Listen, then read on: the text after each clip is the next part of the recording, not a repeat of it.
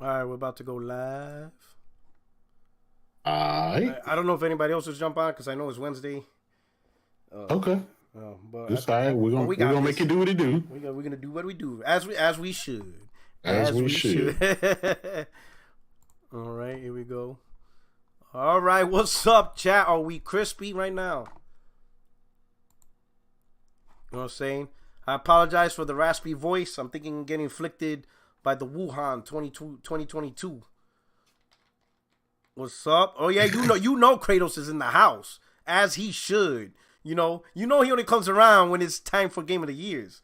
You know, he gets up, he jumps out of his throne in Olympus and he decides to chill with the little people, with us plebs, to celebrate his glory. He's not the God of War, he's the Game of the Year. He's the God of Game of the Years. Oh man. Oh shit, what's going on, my brother, man? How you been, my brother? I've been good, man. Can't complain, man. Yo, Yeah. Yo, let me ask you, how let's start off with this, man. How you been enjoying the first 2 years of PlayStation? Now keep in mind, as compared to the first 2 years of PS4, when all we heard was what was the term? That was sparse. Sparse. You remember? Yeah. Sparse. I remember that. Yeah, Man. I don't hear that now. Oh, how the tides turn. Tell me, how does it feel of the last 2 years? And we've been on Z's podcast and we hear other Xbox podcasts, and the Xbox always came out with us. Oh, Sony always has a terrible first 2 years because they don't got nothing. You have to wait 3-4 years to play something. How does it feel knowing that PlayStation has broke the trend and delivered greatness so quickly? I'll tell you this, man. I think the PS4, looking back now, right, we're 2 years into this generation. Looking back, I can see how the PlayStation 4 generation was the template. That was the growing phase of where Sony wanted to be. And now that they've created that template, like, you can't lose. They know what to put. They have the output, right? They've built up their studios. They've built up their teams where, all of them can work on multiple projects and they can keep consistent content coming out. You know as well as everybody else.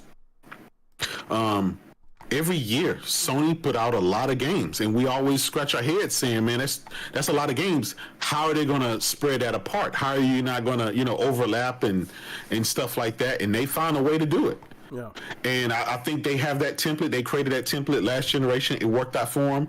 So this generation is really just a continuation. Mm-hmm. I think we're going to get a bunch of sequels to some beloved franchises. I think we're going to get a lot of, new IP. We're going to get a lot of new things. We got the sequels to the VR and stuff like that. So, I mean, I'm very impressed. There hasn't been any sparse moments. There's always fresh content, whether it's second party, third party, or specifically first party. And these are not just the tinky winkies. We got the bangers, right? We got some of the biggest name franchises. We got the Last of Us remake this year. We got what else did we get? We got clearly the God of War, right? The game of I'm not gonna lie, it's probably the best game ever. And that's debatable because they have other IPs to compare to.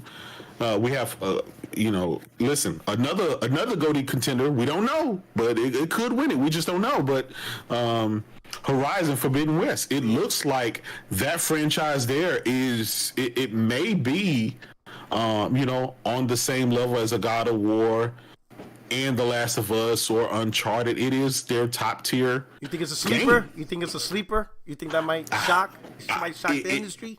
That's what I'm saying. I wouldn't be shocked because that game, even to this day, no matter how good God of War looks, I still think there isn't a better graphical showcase of a game. I still think Horizon Forbidden West just takes the cake. They just did so much in that game. The scope of the game, how fluid. The scope, open world, 60 frames, 120 frame mode, all that stuff. A lot of life.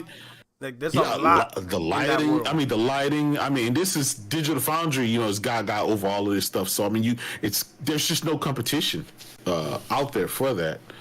You know, and let's not forget, you know, the second party and third party games like the Seafoods that, you know, it's really good games.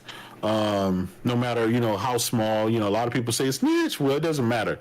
That's more content, and it's a new IP. It was something new, not just the same old stuff. It was a bunch of different games, and it showcases the power of the hardware, haptic feedback, 3D audio, instant loading, all the stuff that they promised. And so, yeah, man, they're firing on all cylinders. I mean, even last year, you know, you had your Ratchet and Clank. I still think that Returnal, they were sleepers. I still say I believe that Returnal should have got Game of the Year last year. That game is just it's amazing. Yeah, it's amazing. And then, you know, the King of the Hill, you know, I know you don't like it. I know, but you know I got to bring it up, right? The Gran Turismo 7, you know, it's so good. It got a movie. We got a movie coming out. Gran Turismo movie coming out. That game is just, it did crazy numbers. It's consistently, you know, with all the tournaments, you know, ESPN, YouTube, all that stuff, has a movie coming out. One of the graphical showcase games for your platform. And here's the thing, Puerto Rock. They were able to do that and make some of these games, a lot of these games, cross-gen to tide over the guys who had the PS4, you know, that couldn't get their hands on the PS5.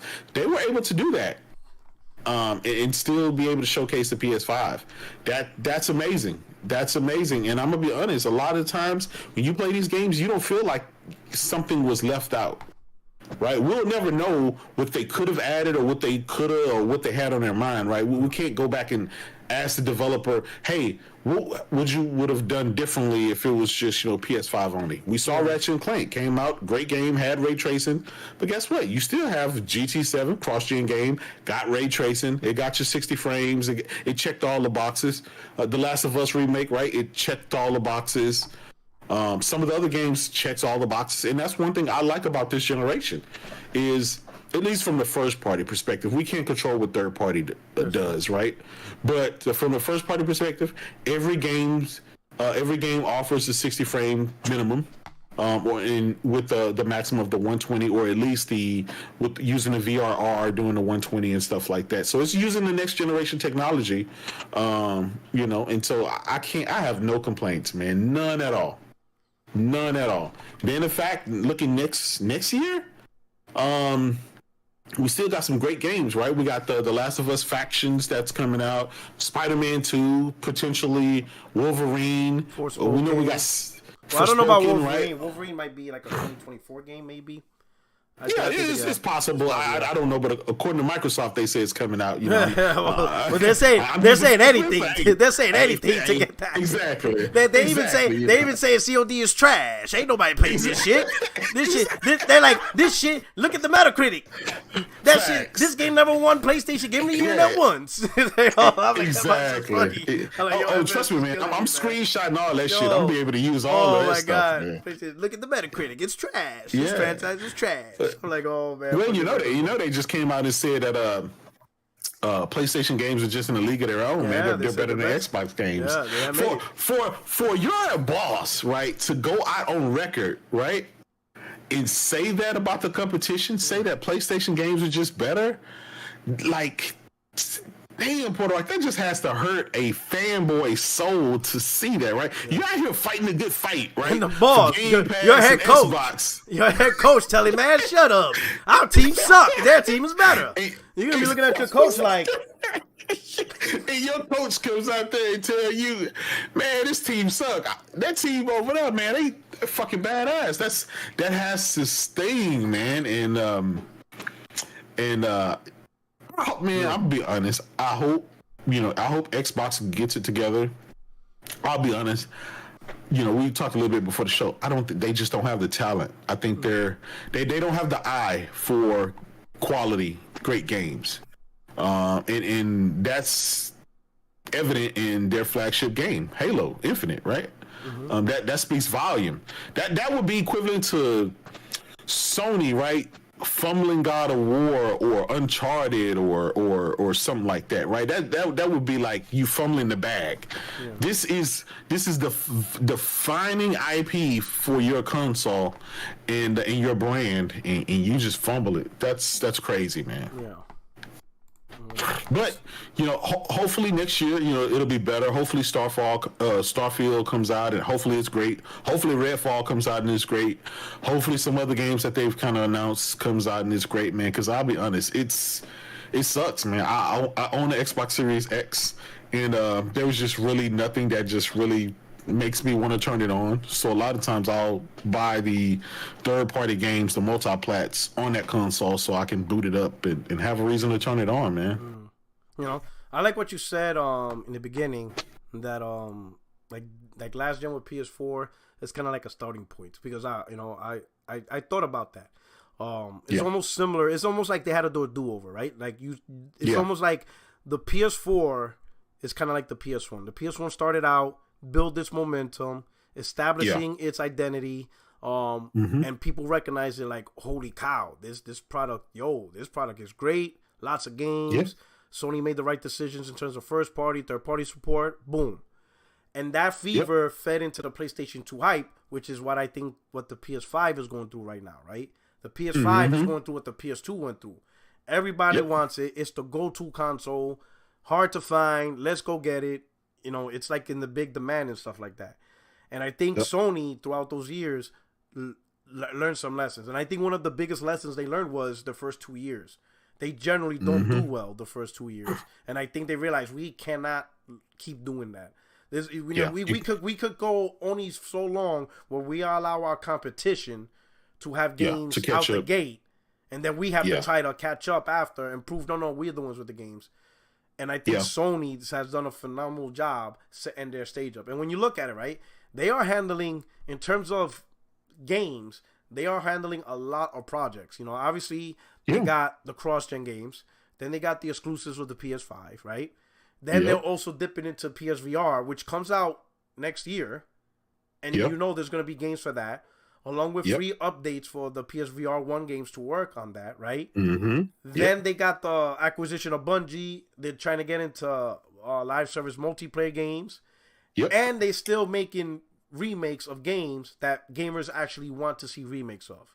So they are splitting capabilities across multiple lanes, and they're successfully making it happen, whether it's their own games, whether it's, cross-gen, native PS5 games, remakes, PSVR, or they're still working with developers. I'm going to talk with one of the developers with the Collisto Protocol. That will be a topic.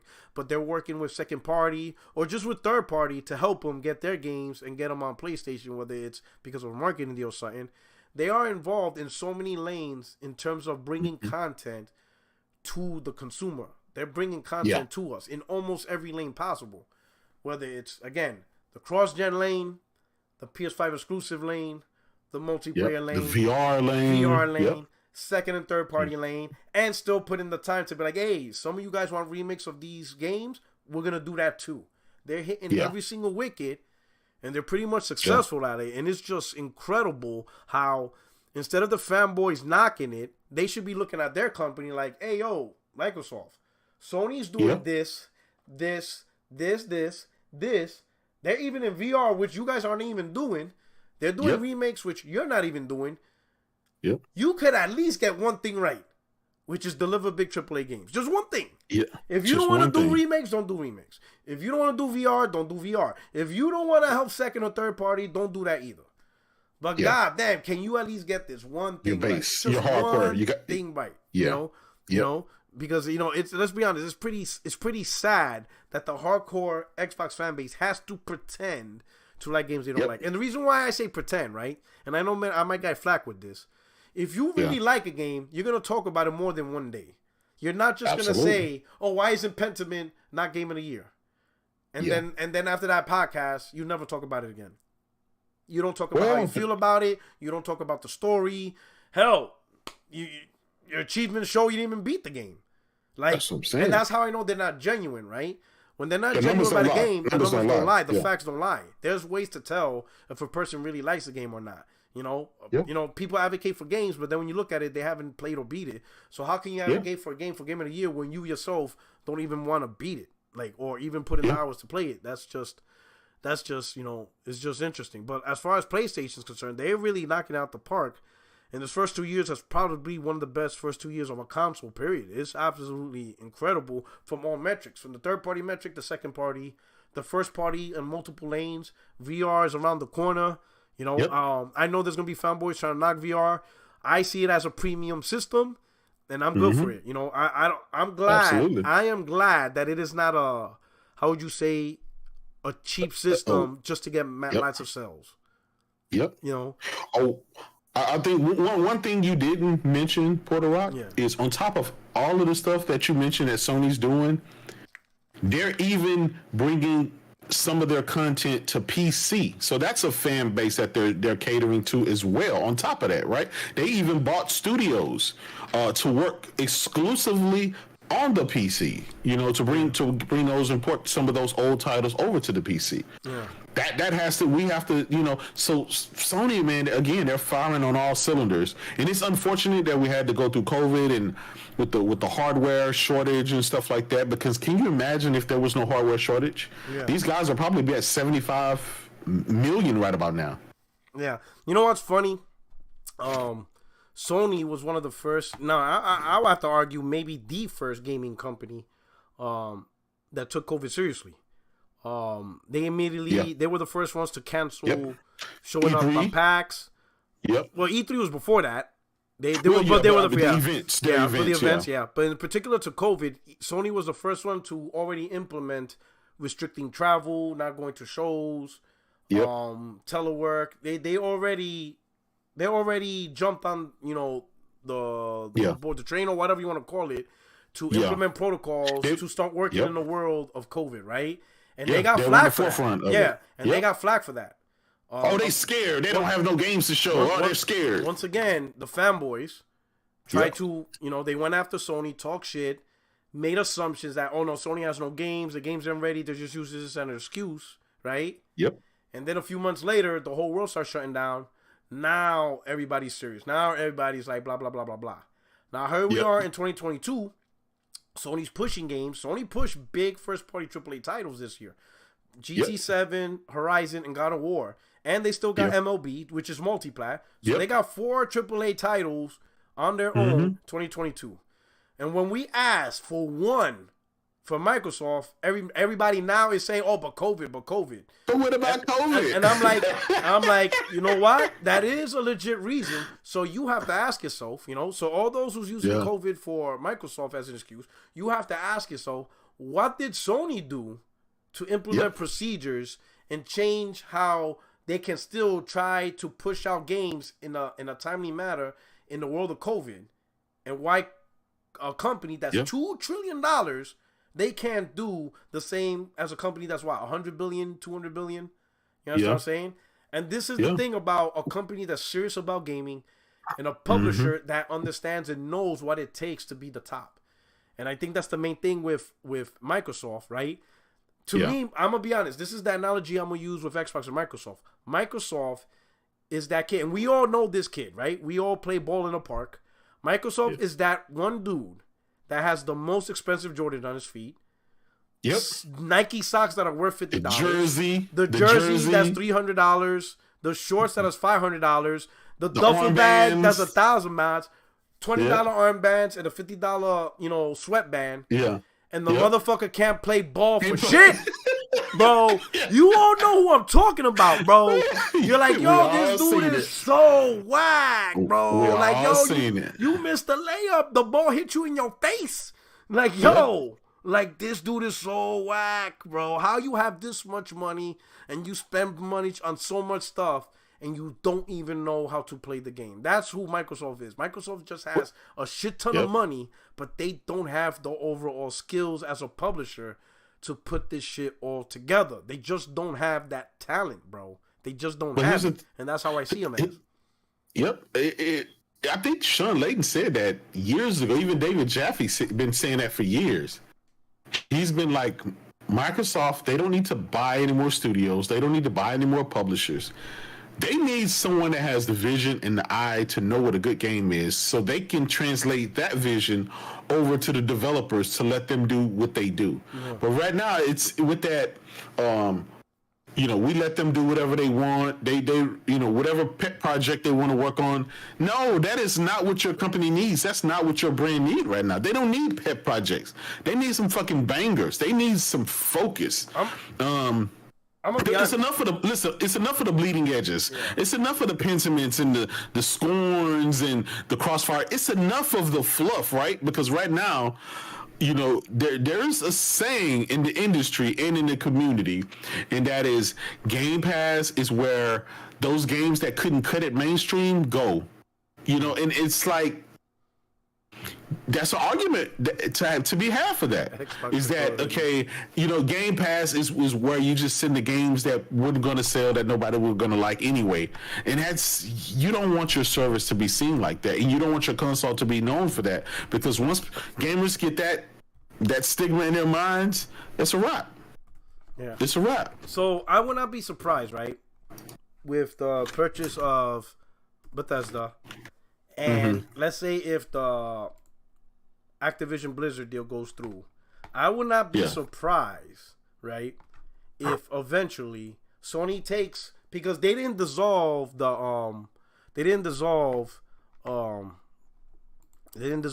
publishing side of Bethesda, right? So the guys who made the decisions about what games to make, the guys who have a keen eye of quality games or whatever, they're still there. They never left. Microsoft kept them intact 100%. I would not be surprised if Microsoft keeps the publishing arm of Activision, those same people who made all those decisions, the same. I would not be surprised under Phil Spencer if he takes those key leaders from Activision, if they acquire Activision, and the key leaders from Bethesda, and tell them, hey, I'm going to give you a new job. You guys are now going to be part of Microsoft Publishing. You guys are in charge of Microsoft Publishing, and I'm going to pay you even more money. And you guys, between the both of you combined, you make all the decisions from Xbox here on forward. So you're no longer restricted to just Bethesda or Activision. No, you guys are in charge of everything. And I'm going to make sure you are financially compensated for being a higher decision. So you're still in charge of Bethesda, Activision, but you're in charge of Ninja Theory, all these other guys. You are all other guys. I would not be surprised. That's also part of Microsoft, or at least Phil Spencer's strategy is he didn't just buy the games, the franchises that are already popular, but he already bought the talent. Like, these guys know what they're doing, that's why they're Bethesda, and these guys know what they're doing, that's why they're Activision. I'm just gonna buy them and give them a new job, and then that's it. I'm gonna retire, and then that's it. I did what I did. I did what I could do with what I got, which is just money. That's all he has. All I got is money. Yeah, that's true. And I would not be surprised if that's a thing for him. The downside I see with that is when you look at the way Sony's structured, right? You got Jim Ryan, you got Herman Holtz, but you also got Yoshida, right? Yoshida kind of, I'm not going to say step down, but he decided to be the focus of the indie scene, because he's always, no matter how long he's been with the company, kind of focused on the indies. That was his fire, his passion. And listen, Yoshida gave us the first God of War, right? He was in charge. He told them to start from scratch because he didn't like the game that they were going to give us previously, and they started from scratch again, and they finally gave us that 2018 God of War.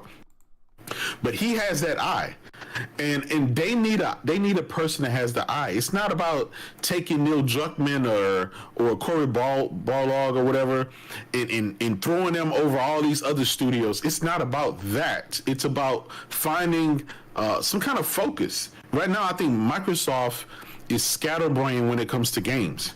They have a bunch of ideas. They're throwing money at it, hoping that it works, but they only have one guy that's kind of running the ship, and then we already know what kind of games that guy likes, right? I mean, we see what he played, we see what his output is. I think Voodoo Vince was his he said his favorite games or something like that. He gave us Crackdown 3. We know his pedigree. We know what kind of games that Phil Spencer throws out there. Remember, he wanted Crackdown to sit right next to Halo and Gears. So. But my some thing things is, you gotta know, this ain't it.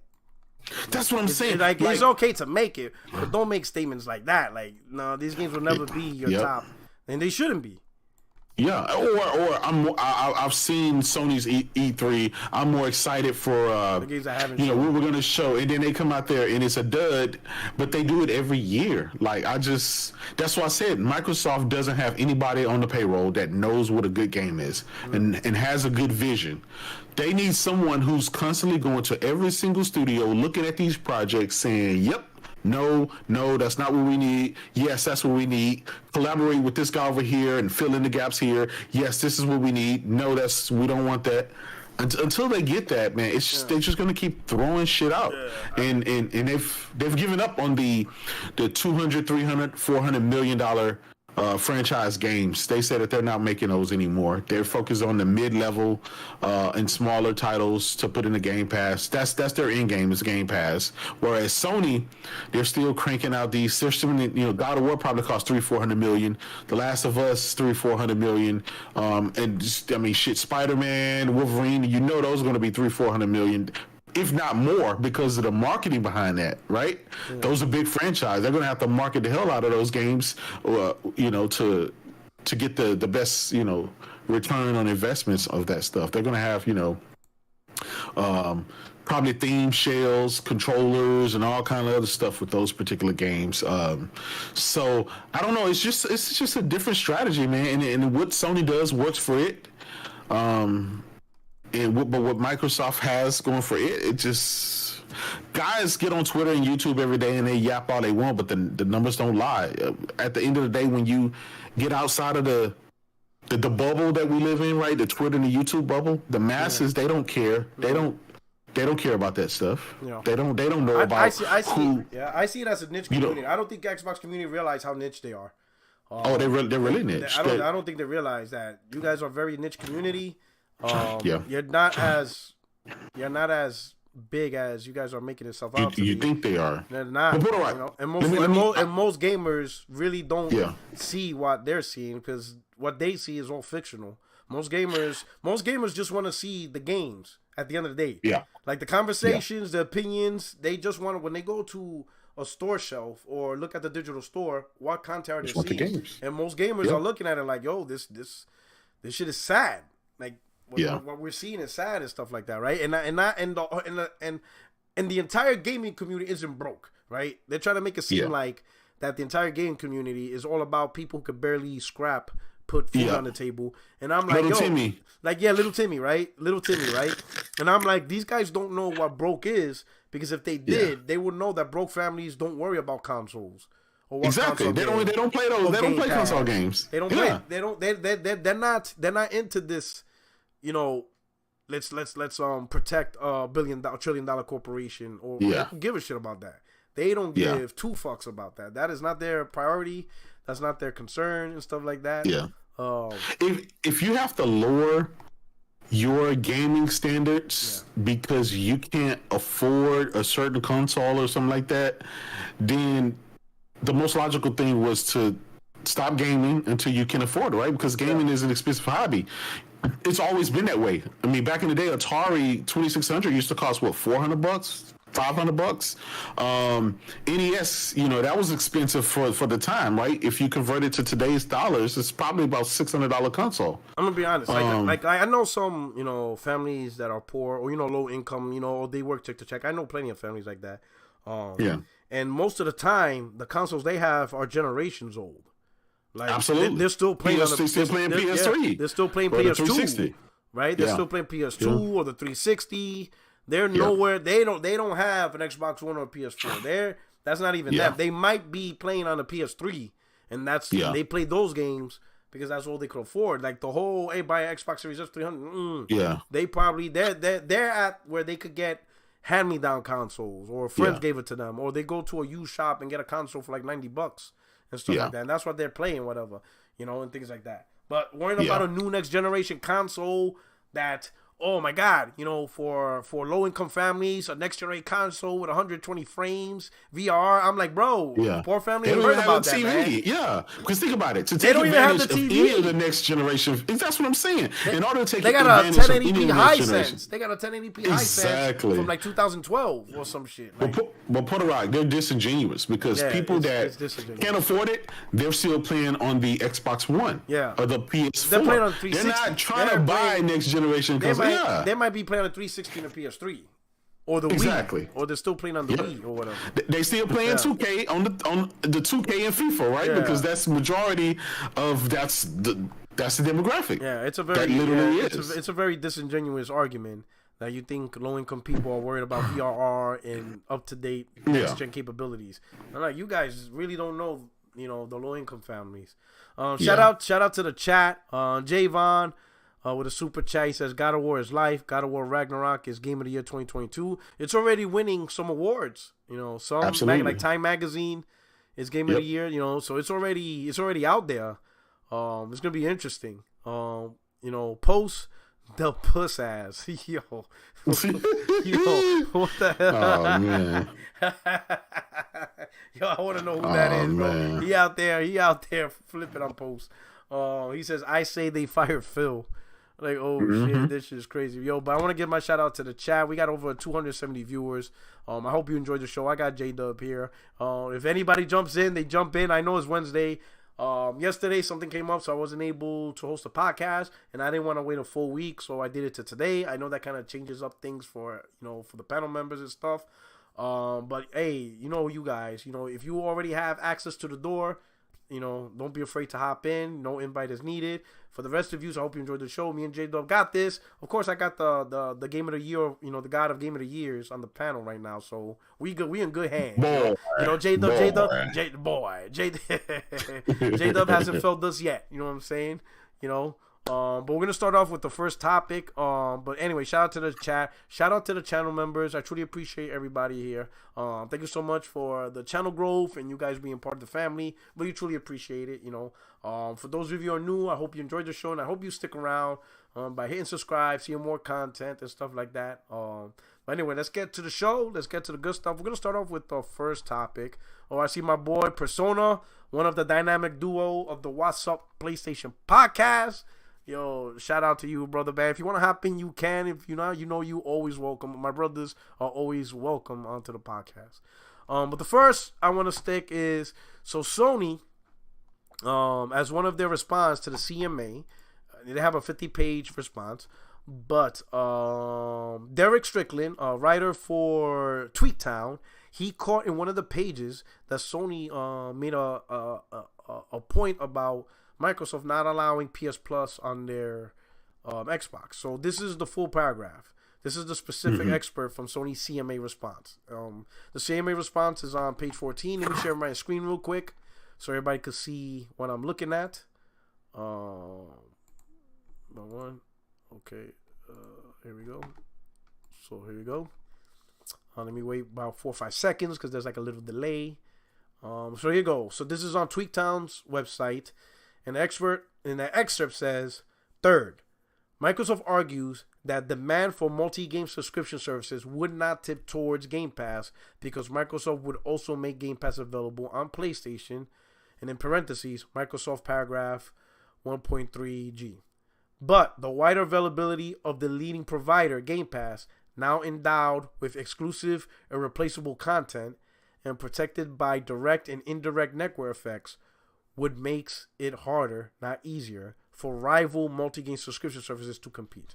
Microsoft stands that Game Pass availability on PlayStation would be a panacea for the harm from this transaction rings particularly hollow, given that Microsoft does not permit PlayStation Plus to be available on Xbox.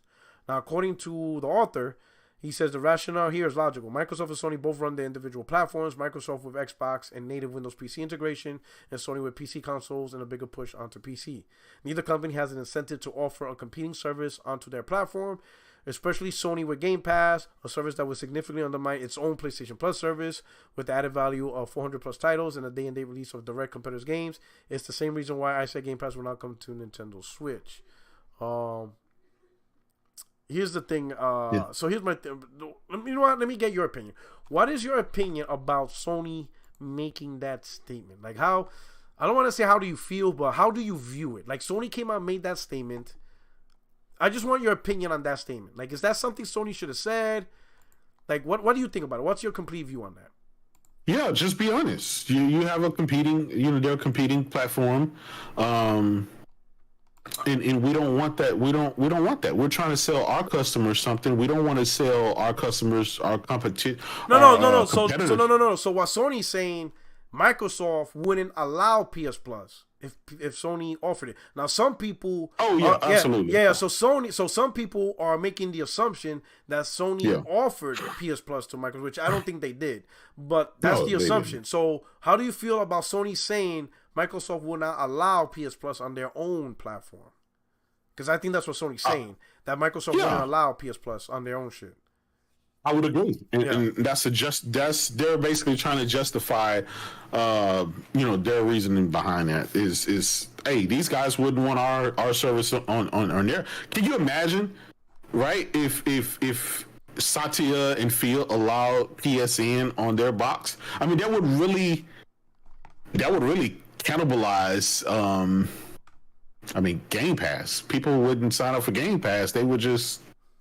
Fucking, I got an Xbox. I want to play God of War. I want to play The Last of Us. I want to play all those nice games without buying I'll just play them on my Xbox, and they'd sign up for them, and the uptake would be big. It would be huge. It would be bigger than Game Pass. Yeah. It'll be bigger than that's just, dude. Come on, the numbers don't lie. Yeah. So I know the chat's already laughing. So yeah, man, I hate this community. I don't know why y'all think y'all can make me look like Avatar up in here. And shit like that. And I don't know why y'all have me with these big ass lips. My lips ain't that bad. Like, oh shit, they have me with they got me with the Botox treatment. Look at this shit. Oh man. Look at this. They even refined my cheeks. My cheekbones are not that good looking. These dudes gave me these guys, and look at my eyebrows. I don't do my eyebrows. What the hell is this? I don't get my eyebrows done, yo. And even the hairline is better than real life, man. Y'all playing. Y'all play too much. Y'all play too much, bro. I'm just gonna say y'all be playing too much, bro. Man, guys, y'all play too much in this community. I hate y'all. I can't stand. I'm gonna get my Glimmer Man after y'all. Yo, Glimmer Man, find me the person who did that. Find him and bring him here to the podcast alive. Bring them to me. This shit, yo. This shit is crazy, bro. Like, this is wild. This community, man. What I have done to you, man? This is how y'all do me? I just try to preach the truth out here. Yo, this shit. Oh, shit. This is crazy. Hey, they had to target you, man. I wasn't here. They couldn't take their frustration out on me, man. Yo, this shit is crazy. They had to get the leader. Oh, shit. Now they're going to call me Botox Rock. Oh, damn. Exactly. Oh, shit, you got some super chats. So here we go. We got Liquid Data, man. My brother, man. He says, "Good evening, panel. Happy holidays. If you can barely keep the lights on, your priorities should not be gaming." Facts. If you can barely keep the lights on, your priorities should not be gaming, and they're not. Trust me. The people who are saying this, they don't know little Timmy at all, and they don't know how life is. They're making shit up. Think about all the people that are getting evicted, man. Yeah, they won't be able to play the Xbox. They won't be able to play Starfield. The fine line between rent and console is Xbox. Yo, this shit's crazy. But I'm gonna say this back to the topic. Here's the thing. I think Sony could have potentially made a mistake with that system, right? Because if they truly never offered PS Plus to Microsoft, right? If that was never, which I know they didn't. Yeah. I personally don't think they did that. But they could have opened the door for Microsoft to come and respond and be like, whoa, hold up. You want to put PS Plus on Xbox? That means we get your first-party games. Sure, put it on Xbox. What if Microsoft responds and say, we have no problem putting PS Plus and PlayStation's first-party games on Xbox. In fact, we welcome it. We'll pick up the phone call if they're willing to do it. What if Phil Spencer responds with that? Listen, if Phil Spencer does say that, Jim Ryan will be like, okay, let's do it. Because guess what? But think about it. Who actually hurts in this situation? Is it Xbox or is it PlayStation? Because think about it. Think about it. Think about the long game. Yeah. You gotta think about this as chess. Yeah. God of War, Horizon Zero Dawn on Xbox. Yeah. But none of the Xbox first-party games on PlayStation. People will go, why the hell am I buying a PlayStation then if I can play PlayStation's first-party on Xbox? not necessarily, because we're talking about PlayStation Plus. You don't have God of War Ragnarok in PlayStation Plus. You don't have, you see what I'm saying? You don't have those day and dates in there, right? You're going to get Ragnarok eventually, 6 months, a year, 2 years, whatever. Yeah, but even still, like the thought of, because there are Sony first party games on the service right now, right? Sure, God of War Ragnarok is not on there now, but is the old one on there? Right? You know what I'm saying? Yeah. You got the old stuff in there. Yeah, to a certain level, Xbox now has PlayStation first party support. They do. That's insane. But the downside, Puerto Rock, is just like it's the equivalent to putting their games on PC, which Sony's already doing, right? They were able to put all those fucking games on PC, and guess what? I'll be honest, it hadn't really made much of an impact. There's still nobody out there that's saying, hey, people still want to get their hands on the PS5. Yeah, but there's a difference. PC is still a very expensive platform, and some people still don't like the complexity of PC. But Xbox is a console. It's just a regular console. Just like PlayStation 5. It's just a regular console. You could plug it in, put on a controller. And the thought of playing PlayStation games on a console and still play Xbox games, that is a very dangerous scenario for PlayStation. Because think about it. You're still going to get you may have to wait, but one platform that eventually plays everything, that's a console. That's a dangerous thing I don't know if Sony should have put that there, because that's a very thing. Like, if I was Microsoft, I would call Sony's bluff. I would call their bluff because Microsoft has nothing to lose. Think about it from Microsoft. Think about it this way: Microsoft has nothing to lose because no one's really buying their shit anyway.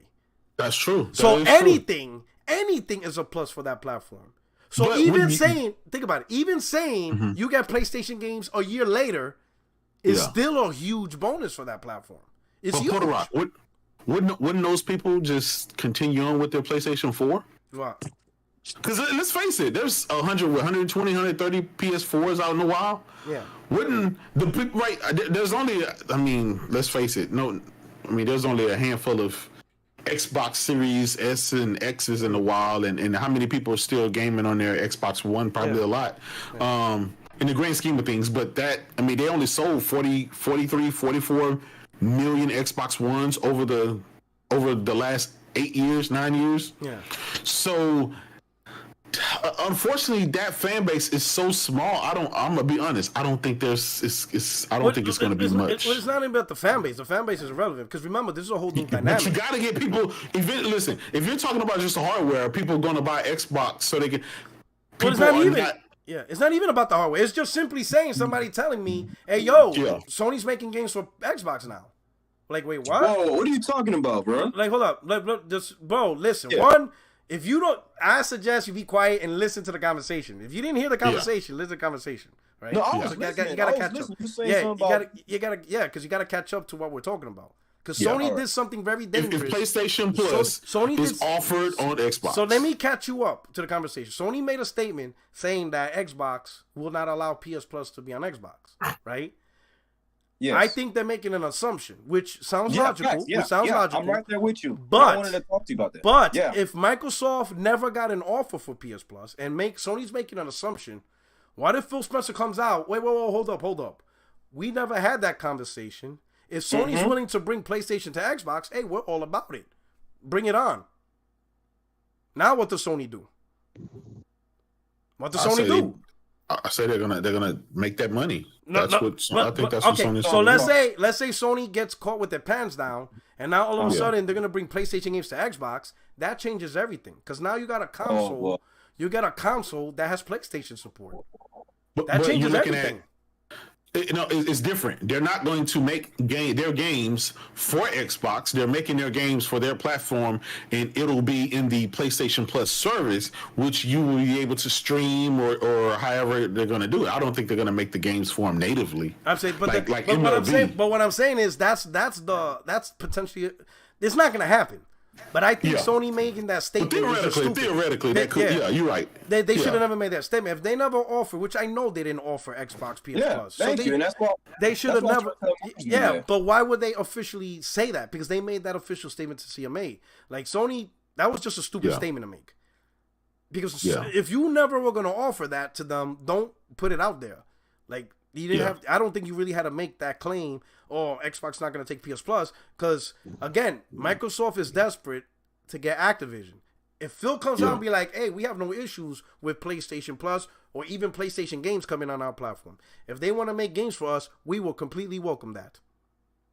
Because remember, Xbox is the underdog here, so they got nothing to lose in this situation. I'm gonna be honest with you. I said this years ago.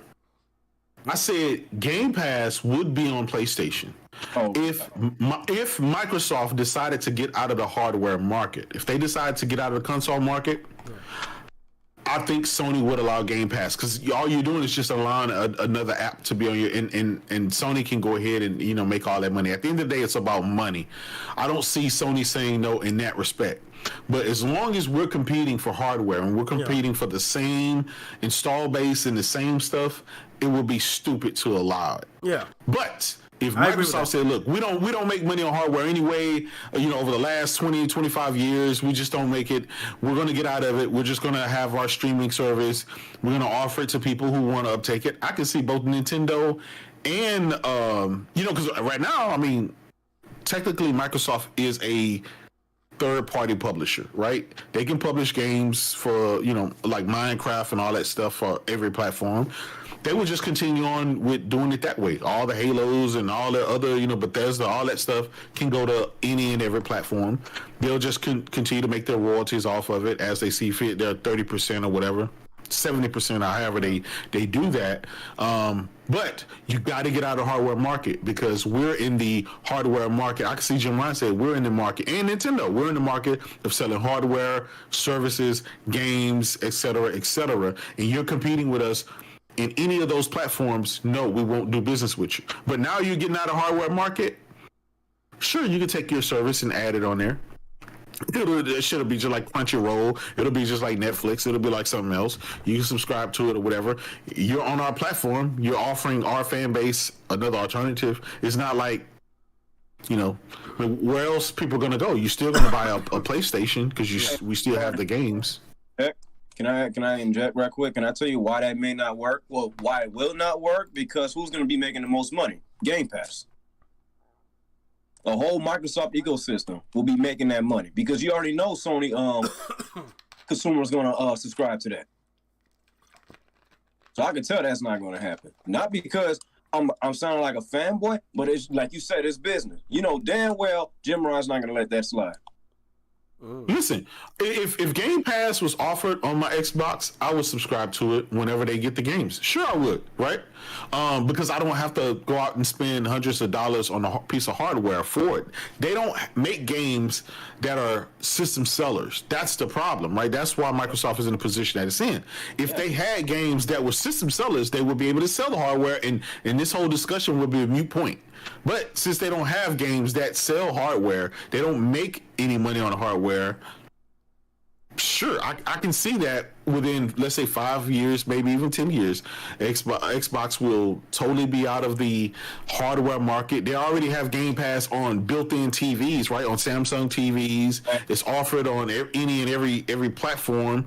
The Logitech G Cloud handheld, it's, you can put it on your Steam Deck. You can get it on your phone, right? Just get a Razer Kishi or something like that. So it's technically offered any and everywhere anyway. So being offered on Xbox and Nintendo, I would say the only thing Sony might be wary of Game Pass is the cultural mindset that is creating. Because PlayStation has the watered down experience. Well, no, not even that. I'm talking about what I mean by cultural mindset is the mindset of the consumer thinking, should I buy this new game because it might come to Game Pass, right? Because the consumers on Game Pass are used to getting new content, so now they're balancing the decision of, wait a minute, you know what? I'm not gonna get this game because this game might come to Game Pass, or not even that. They actually, when a new developer, because I've seen this plenty of times on Twitter, a developer, launches or talks about a game, the first question they ask is, it coming to Game Pass? Like, like what the hell? Yeah. Like that's literally the first. That's their mindset. And then the developer, because they're actually getting funded by a publisher, they can't really answer on behalf of the publisher, so they're not sure, or if they do know and they're like, no, it's not coming to Game Pass, it's not part of subscription level, then their answer sounds negative. Because there's no way you can tell gamers that your game's not going to Game Pass and make it sound good. It's always going to sound negative, right? So once the audience receives the answer no, then they're going to get backlash. So you're stuck. Yeah. You're like screwed. The moment an Xbox gamer goes to a Twitter and asks the developer, "Oh, is this coming to Game Pass?" That developer is screwed. You might as well just mute the conversation. Don't reply. Exactly. Like start a new thread, and because if you answer that question other than yes, you're in trouble. Because there's anything then yes is going to be taken negatively. Oh, and then you're gonna get those extreme idiots. Oh, you made Xbox, or you're a Sony shill, or the Sony pay you, and the developer's like, what the fuck are these guys talking about? To be fair though, Puerto Rock, you're absolutely right. But to be fair, that community, the Xbox community, is so small and so niche. It doesn't matter. No, but it trends. See, that's the thing. While they're niche, they trend. Right? Yeah. And once things trend, Xbox right now, they just released a hoodie for your controller, and it's trending. Yeah. Right? Something that's silly. So once it trends, and then some people who aren't even on Xbox, they'll just jump in just for the hate train. Some people just enjoy bashing a developer. Any opportunity gamers get to bash a developer, which is weird, but they'll take it, right? So then that hate train, they're hoping that developer slips up so he can get fired or his account gets closed. And then at that point, that shit just gets out of hand because you'll see that that viral hate train just happens. Once somebody asks you, "Oh, is this on Game Pass?" You might as well shut that thread down and don't go back to it. Like just cut it out because nothing's good gonna come unless it's the answer's yes. Nothing good is gonna come from that answer. You might as well just move on and be like, "Oh hell no, I'm not getting into this." Because I already see like if I was a developer and I announce a game and someone asks me, "Is this coming to Game Pass?" I'm muting, and I'm gonna start a new thread. I'm gonna pretend I didn't even seen that question because addressing that question is gonna be bad for you. Unless the answer is yes, it's gonna be bad for you. It's just how it is. Yeah, that's true. I agree. Now, Porter, I have a question. Now, if let's say you were that developer and you decided not to put those games on Game Pass, do you think you'd be making more money or not? Well, I can't answer that question because I don't know. I don't know. An Xbox fanboy told me that the developers be getting paid more when the game's on Game Pass. It depends. No, that's not true. It's a fraction of a projection. It depends on the game, right? I think the indie games, or if nobody knows who the hell you are, I think maybe those guys will benefit from Game Pass or even PS Plus versus just launching a game for sale and nobody knows who the hell you are, right? Because if you release your game, right, and you're not on a subscription service and nobody knows who you are, nobody really knows the type of games you make, and no one's gonna invest in the advertisement, then chances are your game's gonna be a really hard. Unless you at this point you're relying on the community to sell your game, and your game better be really really good for people to talk about it and be like, "Yo, you need to get this game. This game is dope." And hopefully through grassroots your game gains popularity. But other than that, if you're a no-name dev and you don't have a big publisher, you don't have a big budget for advertisements, Game Pass or even PS Plus Day 1 might be good for you because now you get your game out there. So really, it's not really so much about the game itself. It's about getting your name out there. And then when people just by volume are able to play a game and they're like, "Yo, this game is really good. This is crazy, blah, blah, blah." Now your next game, you could be like, "All right, let me make my next project. It's not going to be on a subscription service, but my name is out there. People know who I am. I created a fan base. I got people following me. People know the type of games we make. They're willing to support and buy my shit day one." You know, so that's where I think benefits from a Game Pass or PS Plus. But people like Sony Santa Monica, Insomniac, fucking, excuse my language, Rockstar, hell nah. Hell nah. Not them dudes. Them dudes don't benefit from Game Pass. They know, everybody knows their name. Once they put their game day one, them shits is selling millions the first day. They don't need no Game Pass, you know. So the big developers, the developers that everybody knows, or the developers backed by big publishers, like for example, the next Jedi, what is it? Survivor, right? They don't need Game Pass. Everybody knows. It's a Star Wars title. It's backed by EA publishing, EA advertisement. And they ain't need no goddamn subscription. That game's gonna sell. They don't need nobody. You understand what I'm saying? That's just how it is, right? Even like a game like Forspoken doesn't need Game Pass, right? Because it's backed by Square Enix, and Square Enix is gonna advertise it. Sony's gonna advertise it. you're gonna see it. They're gonna make sure you know this game is coming. So even games like that don't need Game Pass, right?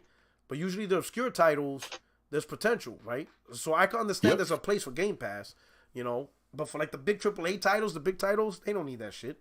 And even Activision said it, right? That was another thing. Activision made an official statement saying that unless Microsoft buys them out, they are not going to put their games on a subscription title. It goes against their sales of retail sales, whatever. So Activision themselves, they're telling you, we ain't ever doing subscription model. But if Microsoft buys us, then guess what? The financial responsibility now falls on Microsoft. So if they want to do it, that's on them. But Activision, by them and being in charge, they're not doing subscription model. There's no benefit for them for that. I want to interject right quick. So this dude, well, I'm not going to say his name. It's going to be a surprise.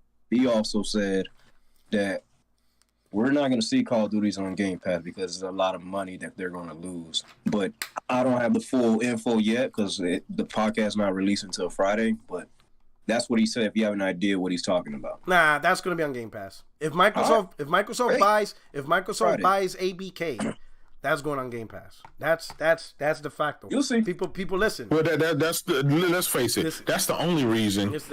You would buy that, right? To have that's the only reason. People gotta understand. Microsoft's platform is Game Pass. That is their console. Xbox Series is not their console. That's just a device. That's just a box they made for people to buy.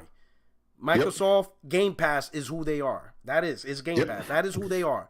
It's Game Pass. All these TVs, PCs, phones, consoles, they don't give a damn. That's just little tiny devices that support Game Pass. Game Pass is the foundation. And to say Call of Duty's not going to be on Game Pass is literally saying Call of Duty's not going to be on the whole point of Xbox. Xbox is Game Pass. You might as well just call it Game Pass and not Xbox. You might as well just call the Microsoft Game Pass because that's really what it is. It is Game Pass is their platform. That is who they are. So every decision is going to be made for the benefit of Game Pass. Everything else outside of that, at this point, the console is no different than the controller, no different than the fridge or the hoodie. It's just accessories.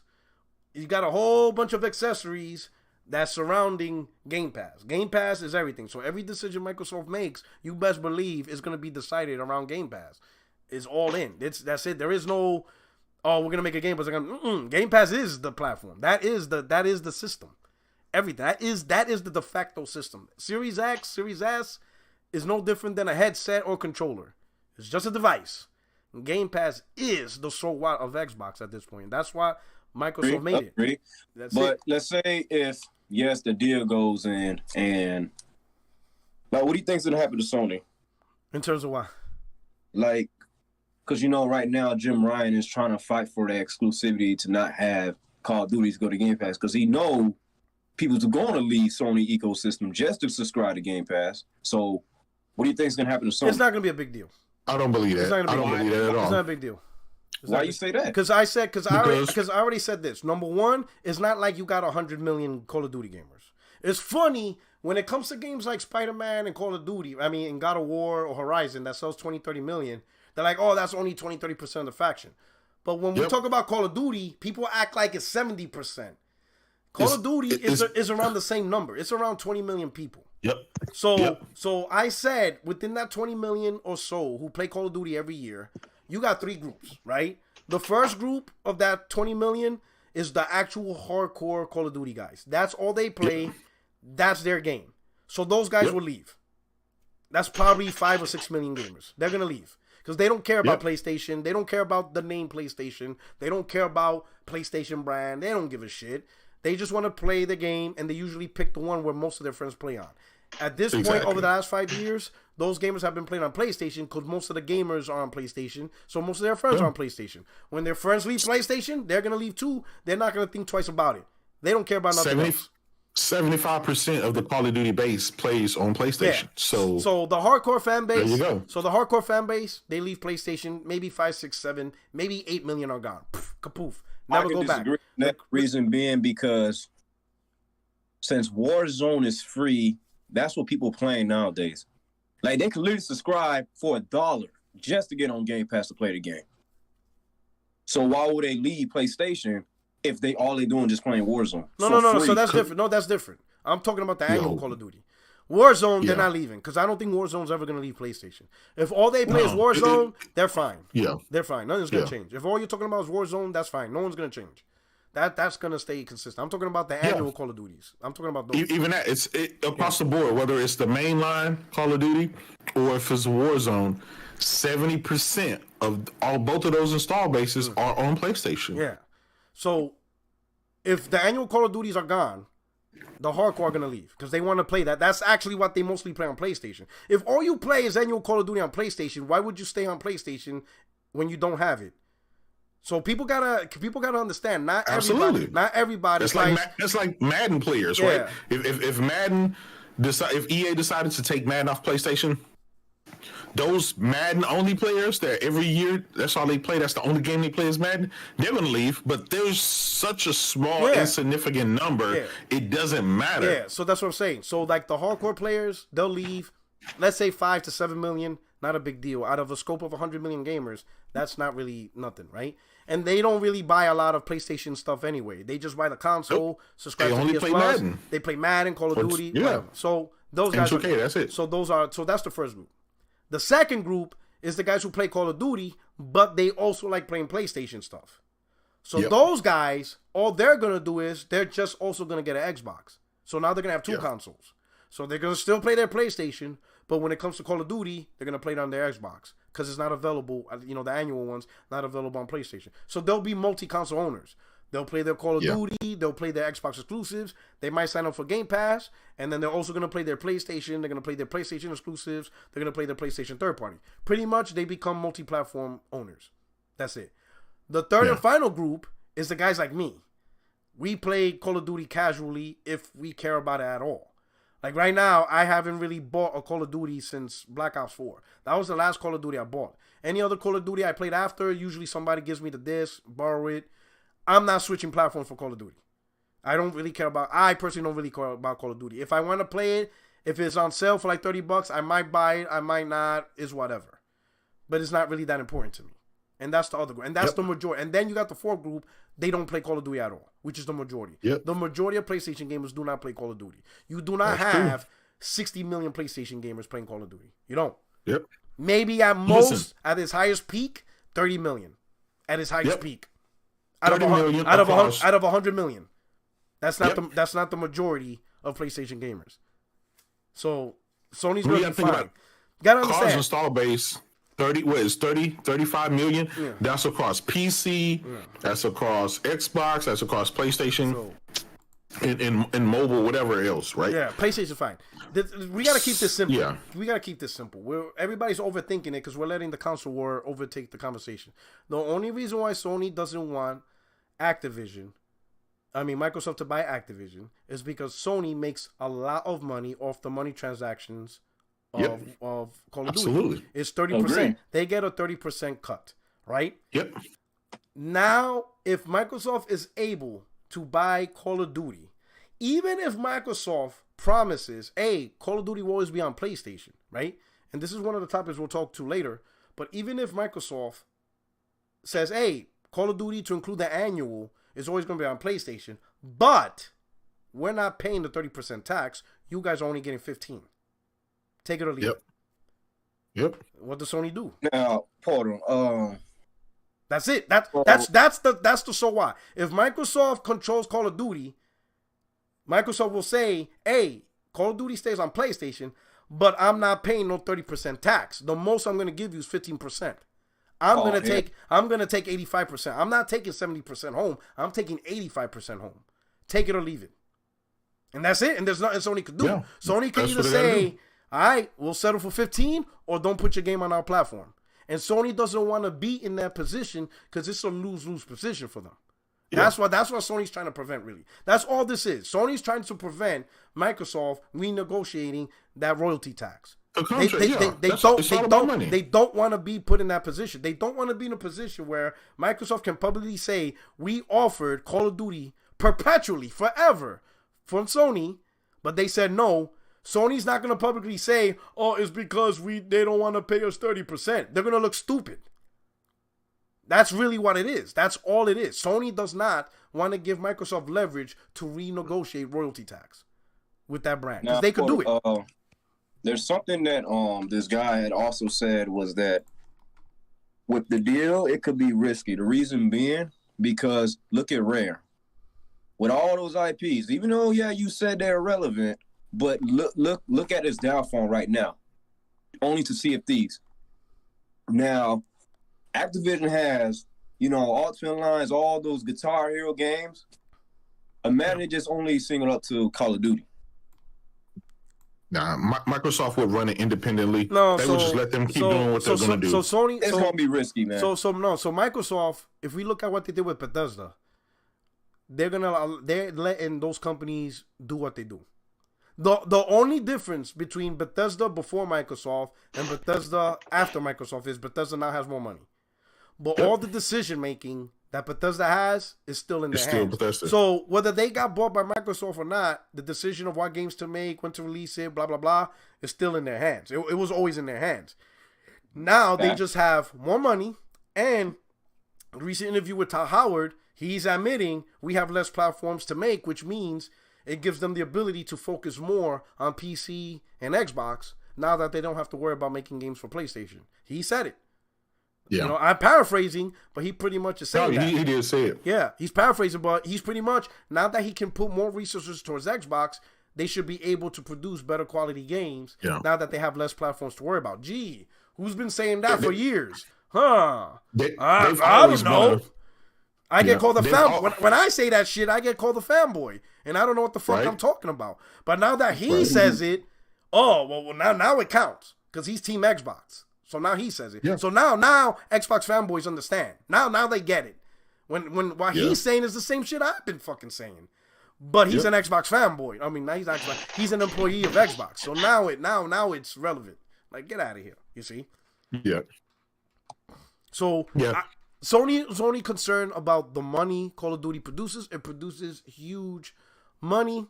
I know there's bigger things to talk about, but I'm going to be honest. I don't know why gamers are talking about shit that's beyond our education. Majority of us, all of us, are not into acquisition mergers, company mergers. We don't know shit about that. So the implications of Microsoft buying Activision, does that lead to other companies buying other shit? That's beyond our scope. I think for us, at the end of the day, as long as you're willing to get the platform to play the games that you want, you'll be all right. You won't be impacted, If you take these console things too personally, then you're only limiting yourself. At the end of the day, if you want to play a game and it's on a platform, just buy the platform and play the game. Exactly. That's it. And you'll be all right. As long as you have that mindset, you're going to be okay. You're not going to get screwed over. You're going to enjoy gaming, But once you go beyond all that nonsense and you make it too personal, you're just holding yourself back and you're worrying about shit that has no whatever. Let's see. Okay, Puerto Rock. Let me get some super chats real quick. Go ahead. We got Dark Dork 69. Man, why you gotta play my brother like that, bro? Come on, man. Don't be messing with my baby, bro. He says you bought Need for Speed Unbound P-Rock. It's a game of the year. No, bro, you know the answer to that before you even typed it, bro. Why are you typing such nonsense? Did I buy a racer? That is blasphemous. That is blasphemous. Nah, I'm not gonna hold you. That Unbound reminds me of Underground, man. I definitely gotta get that. It reminds me of trash. Psycho Gamer.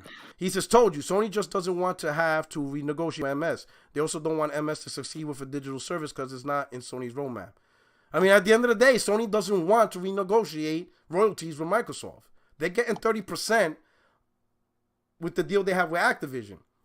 If the game goes to MS, they lose that advantage because Microsoft has no problem with not putting the game on PlayStation. They will have no problem doing that. Remember, Activision is a third-party platform holder. So they need as much platform as possible because they don't have a platform of their own. Microsoft, on the other hand, they have their own platform. So they have clout to be like, hey, yo, Sony, we're still going to keep COD, but we're not doing this 30% bullshit. You're going to get 15% or 20% at the most. We not going to go home and just take 70%. Nah. Especially when most of the players are on your platform. Nah, we going for 80 or 85. That's what we want. Take it or leave it. Sony doesn't want to be put in that position. And what I don't understand is any of us who work for a company, we will make the same decision. If I work for Sony and I'm the CEO of PlayStation and I'm getting paid like $15 million a year, you think I won't fight in PlayStation interest? Like, this is why I don't understand the community. The community pretends they're not fanboys. They don't like console war, but they say console war bullshit. If any of us work for Sony, we would do the same exact thing. If I work for Microsoft, I will be doing the same exact shit. I will be going as hell, I will be even going worse. There's shit that I'm surprised Microsoft haven't said that I personally would have said, but I'm not saying nothing. But hey, here's a hint, Microsoft. If you want to throw some money my way and get some tips, because there is blatant, obvious shit you guys could use against Sony. Like blatant, obvious stuff that Sony said themselves that I am shocked Microsoft has not brought up in this whole battle of Sony's in danger. It just blows my mind. They haven't realized, wait a minute, Sony, you said these things, but they didn't mention it. Probably because it'll open up a bigger can of worms for them as well. That's stupid, probably why. But I'm not saying it. But hey, Microsoft, if you want to hit me up in the DM, hey, you know what I'm saying? You know, hit up my PayPal. I could help you. I'm just saying, you know what I'm saying? You know, I'm trying to make a buck out of this acquisition. No, but I'm just saying at the end of the day, it's all about money. Sony makes tons of money of Call of Duty. And let's say if any of us was businessmen and another corporation is trying to interfere with your money, you're just going to sit there and take it? You're going to sit down like the little good old boy and keep your mouth shut? Or are you going to protect your own assets? You're going to fight. Anybody's going to protect their own financial interest. Ain't no way if I'm running a company and now somebody's trying to move in and mess up a relationship of something that brings me in billions. Oh, hell nah. We fighting, dog. We fighting. I don't give a damn. Yep. And I'm not trying to hear, oh, we'll give you some favors. Man, fuck you and your favors. I don't want you involved in my shit at all. Mind your business. Get out of here. And that's just the reality of this whole thing. Yep. You know? Yep. You know? Listen. One thing about it, though, I think both of them are, I mean, they're playing, Sony's downplaying it, right? And Microsoft is downplaying it, trying to say, we're the last place, we don't have no games, we're trash. They're downplaying it, right? And Sony's downplaying. And Sony's like, oh my God, it's over. It's over. Listen, like, oh man. Sony will be fine if the deal goes through. They'll be fine. They'll continue being number one. They'll continue doing what they're gonna do. Yeah. You know, and the game isn't going anywhere. It'll still be on PlayStation. Who cares?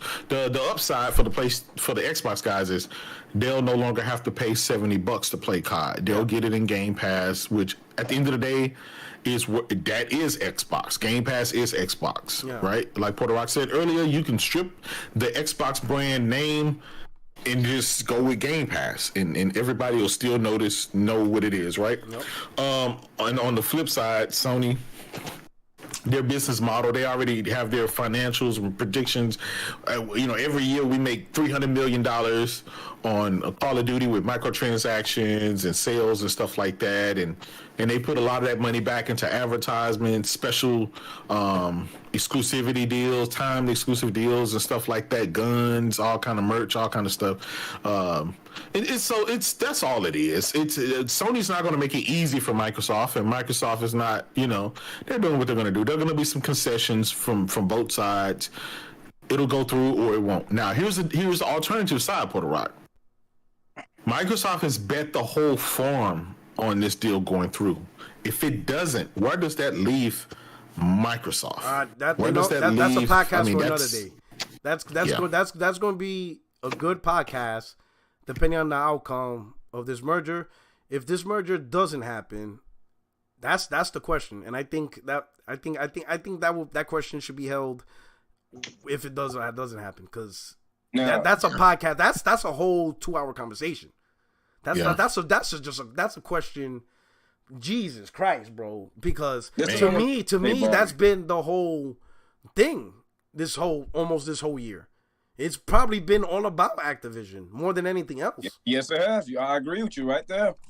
But, I'll be honest. I don't know anything else other than Activision deal when it comes to Xbox. It's like the only thing I know about Xbox is the Activision deal or the old shit they mentioned 2-3 years ago, which is Avowed, Hellblade, shit that's been in the docket. But other than that, I don't know much shit about Xbox at this point, other than old shit that hasn't come out yet or the Activision deal. It's crazy. Oh shit, Project Cloud. Now, there was one thing I wanted to disagree on when you say like how people will be playing it on TVs and stuff like that.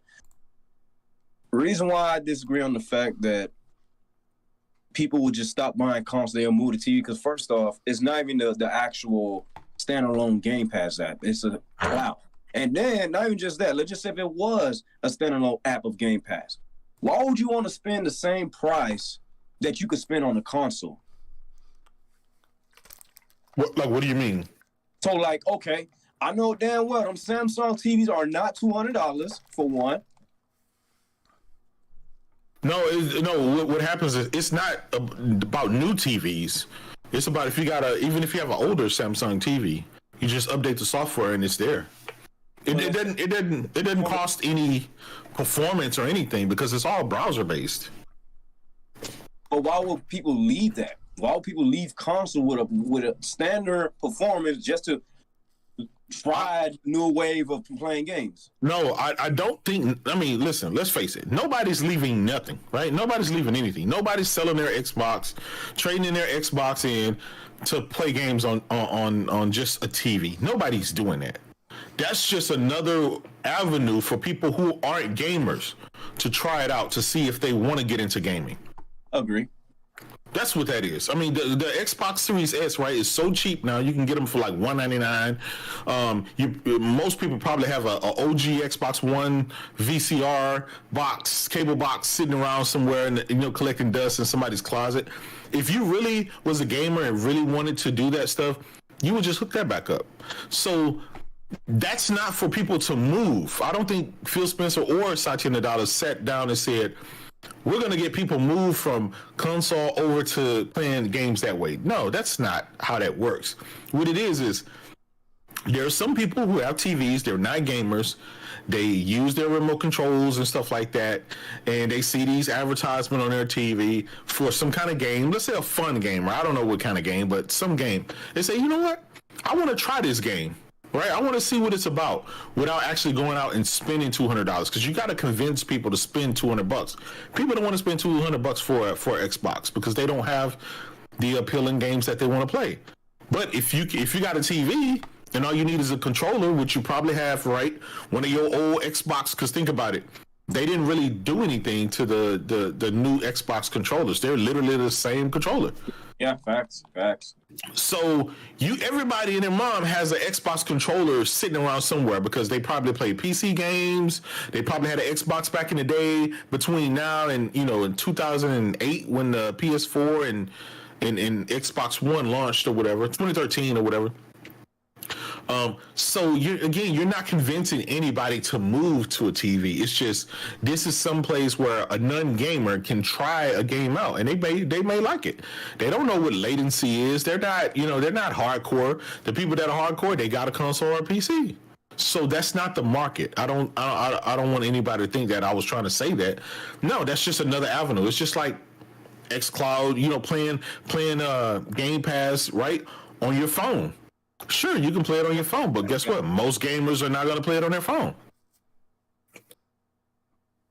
All right. So, yeah. All right, so let's move on to the next topic real quick. Project Cloud.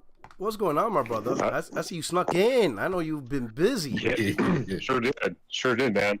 Now, Wednesday worked out real well instead of Tuesday for me. So, yeah, I've been kind of listening the whole time here. You want to chime in on anything? Yeah, dude. I mean, like, I think you're just about to transition to it, but Callisto Protocol, dude, on Friday. Good segue. It's like, leave all the Game Pass stuff alone. Let's just get to the real guns. And, dude, I know we got to, the reviews are coming out the day of the release, which is kind of interesting. I actually kind of like that, just being like, how are people going to receive it, on Metacritic and all that. Yeah. But you know what? Caliber this team, Metacritic score or not, this is going to be a Sony caliber game. Okay. Ooh. What is? Callisto Protocol. Callisto Protocol. Well, it should. Sony actually worked on it. 150 of their developers worked on it. So yeah, let me talk about that. So it says right here, from Push Square, Sony assigned over 150 employees to aid the Callisto Protocol's production. We already know that Sony contributed to the development of the Callisto Protocol, but the extent of its support may surprise you. Images of the credits posted on Reset Era revealed that around 150 employees from the platform holders Visual Art Services Group and the Malaysian team aided developer Striking Distance Studios on the project. PlayStation often supports the creation of third-party titles by loaning out its state-of-the-art motion capture studios and assisting on things like audio mixing and cinematics. But this looks like one of its biggest assignments on a non-first-party game to date, with the aforementioned 150 employees credited as contributing to the title. Sony does have marketing rights to the release, but hasn't signed it as a timed console exclusive, so it'll launch on most major systems later this week. Of course, it will have been paid for its assistance, and based on what we played of the Callisto Protocol thus far, you can certainly see how the PlayStation support has elevated the entire experience. The cinematics specifically are stunning. So Project, what you think about that? Like, you finish off on what you were saying about just how this is going to feel like a PlayStation quality title. Yeah, well, I mean, first of all, just if you look at the gameplay and the trailers, you're absolutely looking at a Sony caliber game. I mean, just that screams. I mean, honestly, if we didn't know it was a multi-platform title and coming from Striking Distance Studios, brand new studio that Krafton, allowed to be created by Glenn Schofield, you could have easily said, Naughty Dog as far as the developer logo, and be like, yep, that makes a lot of sense. What's going on there? Oh shit! Absolutely, and honestly, dude, even though this is a cross-gen game, what's really nice is that the developer, first and foremost, made this as a next-gen game, and then downgraded after the fact, and not like the current gen versions, but they ported, I should say, down to the lower stuff and got even better stuff on the PS4 version than they were expecting. So it's targeted, it's built around, PS5 and Series X. Granted, I'm looking forward to eventually maybe Callisto Protocol 2 being fully, next-gen exclusive, but we'll take it even yet more full advantage. But honestly, dude, if you told me this was a PS5 and Series X and PC-only game, I would have believed you. All right, nice. All right. Let me hit up the super chat real quick. Z's Pet Pig Wilbur. What the... You bought Evil West P-Rock Game of the Year. Oh, hell nah. This guy's picking out all the trash. Shout out to Z's Pet Pig Wilbur. Liquid Data. Oh, man. Liquid Data. Shout out to you and also a channel member. He says, I have a Sammy TV from 2020 to 2022, and I only see the Game Pass app on the 2022 TVs. Yeah. They're still rolling it out. This is like early days for that stuff. Yeah. So it could be potential that, at a certain point, there's going to be a starting point, but you could expect any TV from here on out, whatever model or company they could make a brand with. All right. But hey, think about it. It's just an app. There's no processing or anything that needs to be done. It's all in the cloud. So, so 150 plus studios. That's a very significant support, especially when PlayStation themselves have responsibilities. I would imagine, I will hope that they're assisting this new studio, because it's a young studio, right, Project? Yeah. It was formed in 2019, which is that's incredible, because you're coming out with a massive, what they actually call it, a quadruple A game. In a lot of their here we go. Oh Lord. Oh shit. They got the Aaron Greenberg touch. Oh man. Oh shit. But but see, here's the thing. This actually looks quadruple A. This isn't no Xbox saying, initiative, quadruple A. No. I know what you mean. Y'all have produced. That studio was formed in 2018, and we know that they all dumped that all over to Crystal Dynamics. And it's still probably years away from getting the perfect Ark game. So, that one failed. Here's the real quadruple A, baby. Yeah. So I would say. So this is huge support. But what I do kind of like, and I might be just adding stuff that's not there, but I could imagine that Sony, in J-Dub, we spoke about this in the very beginning. Sony has an eye for talent. They're like, wait a minute. Yep. Like, yo.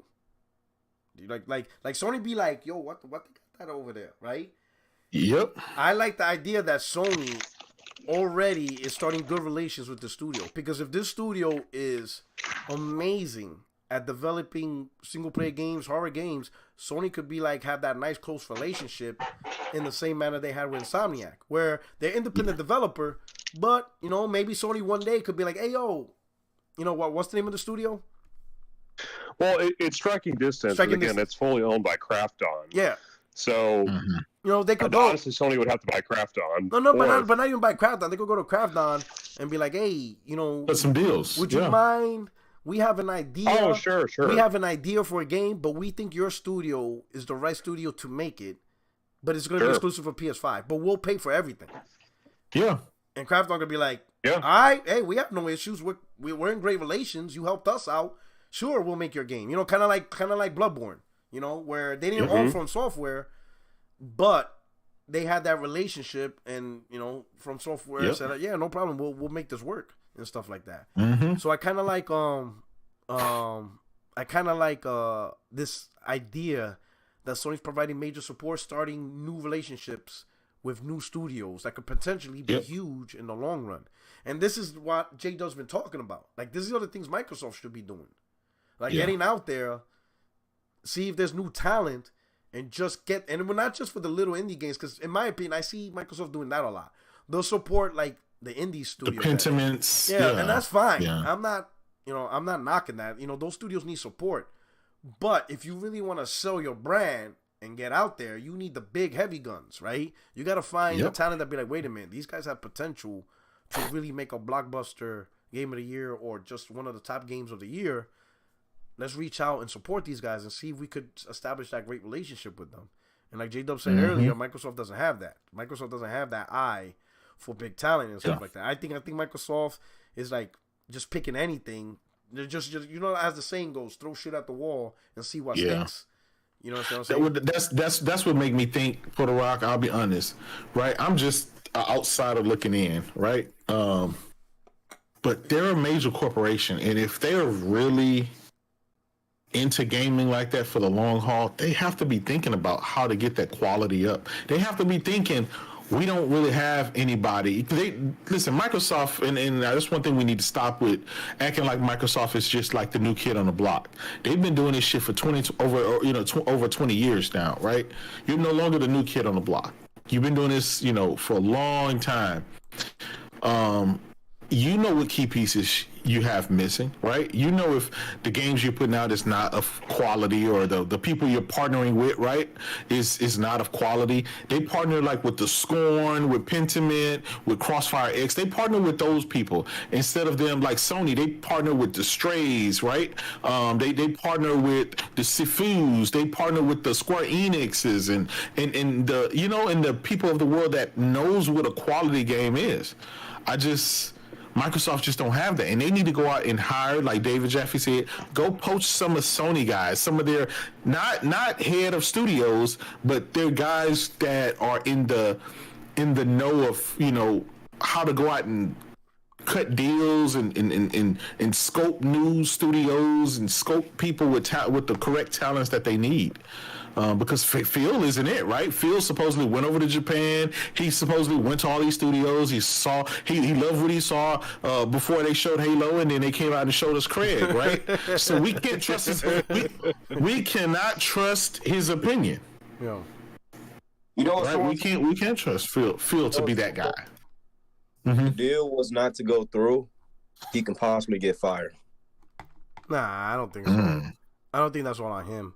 I think his only job was to deliver Game Pass, and he delivered on that, and I think his job is secured from that. Yeah. Now, if Game Pass doesn't pick up the numbers, because I don't know if that's part of what you're going to talk about as well.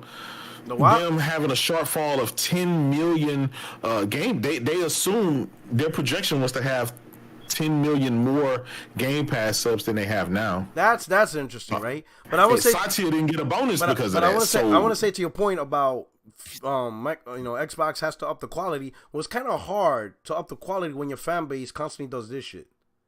And I'm sharing my screen. Like when your fan base, if your fan base is not honest about the games that really are the bangers, like we will never say fucking Oddworld Odyssey. You know, what was that free Oddworld game we got? Yeah, that Abe's Odyssey. Abe's Odyssey. We will never say that's game of the year. That's not gonna happen. We're not gonna cap and make up shit saying Abe's Odyssey or Carmageddon. What was that card game that was also free? Yeah, Destruction Derby All Star. We're PlayStation guys ain't out here saying Destruction Derby All Stars and Odyssey are game of the year titles. Exactly. We're not gonna get that ridiculous. No matter how bad a PlayStation year is, you know, none of us will say that shit. None of us, and in fact, that was last year. Last year, nobody cried that Destruction Derby All-Star wasn't nominated for Racer of the Year. Ain't nobody on PlayStation gave a fuck. Ain't nobody we just don't randomly award trophies for every single game on PlayStation. We know the top quality titles and we give props to those titles. And Sony understands that message. But if I was Phil Spencer, I wouldn't know what the fuck Xbox gamers like. I'm like, they so random with how they pick Game of the Years. It's like, wait a minute, you guys are saying Pentiment and Grounded are on the level of God of War? Like, that doesn't make sense to me. Smoking dope. Like, I would be like, all right, so I guess I'll make more Pentiment and Grounded type games because you guys think that's what I would do. If that's what you're saying, well, I mean, like, I would be confused. I'd be like, man, these guys think Pentiment is great. Like, all right, fuck it. But then explain why it wasn't under. And then when I flood the system with all these type of games, they get mad at me. I'm like, bro, then stop hyping shit. Be honest with the shit you like, you don't like. Like, this shit will confuse me. I'll be like, what? I'm like, all right, you guys really like Grounded. I'm going to make more Bleeding Edges and more stuff like that because you guys are saying that's what you like. So why would you be mad that I'm going after more of those games? Like, that's just it. True. Like these Can we just all for the wrong shit. That Sony was able to prove that they had a successful 2022 year? Oh yeah, that's easy. That's obvious. Well, not to mention that tweet totally missed out on Horizon. Yeah, it's ridiculous. Yeah. Like, what the heck? Like, yo, like, did you forget about Horizon Zero Dawn? Like, that's also a contender. Like, like, for example, are you telling Microsoft you don't like games like Horizon? Like, all right, so I guess. Oh yeah, they mean Forza Horizon. Then that's right. It came out with an expansion for Hot Wheels. Oh shit! Oh damn! Oh damn! Oh shit! You see what I'm saying? But like, it's just that. I'll be honest, man. I would imagine Microsoft has a hard time gauging the Xbox community because instead of just saying what games they want and not worry about, it's okay to say your brand's not good, but this is what you need to do to be good. That gives the company an idea of what you want so they can start working towards that goal.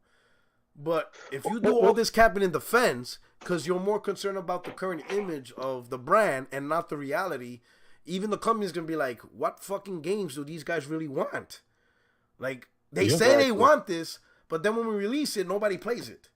We put it on Game Pass, hardly anybody downloads it. It's like, what the fuck do you guys want?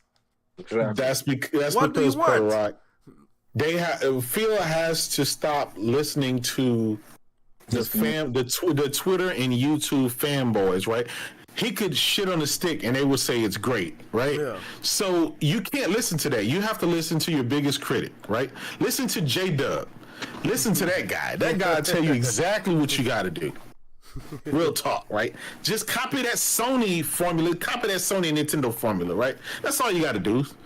The groundwork is there for you. You got the money, right? So you can just do what Sony's doing it, but just do it in a bigger fashion if that's what you want to do. But time is against his side because Game Pass is the end game, and so time with Game Pass, it takes time for games to be ready, and they don't have that kind of time.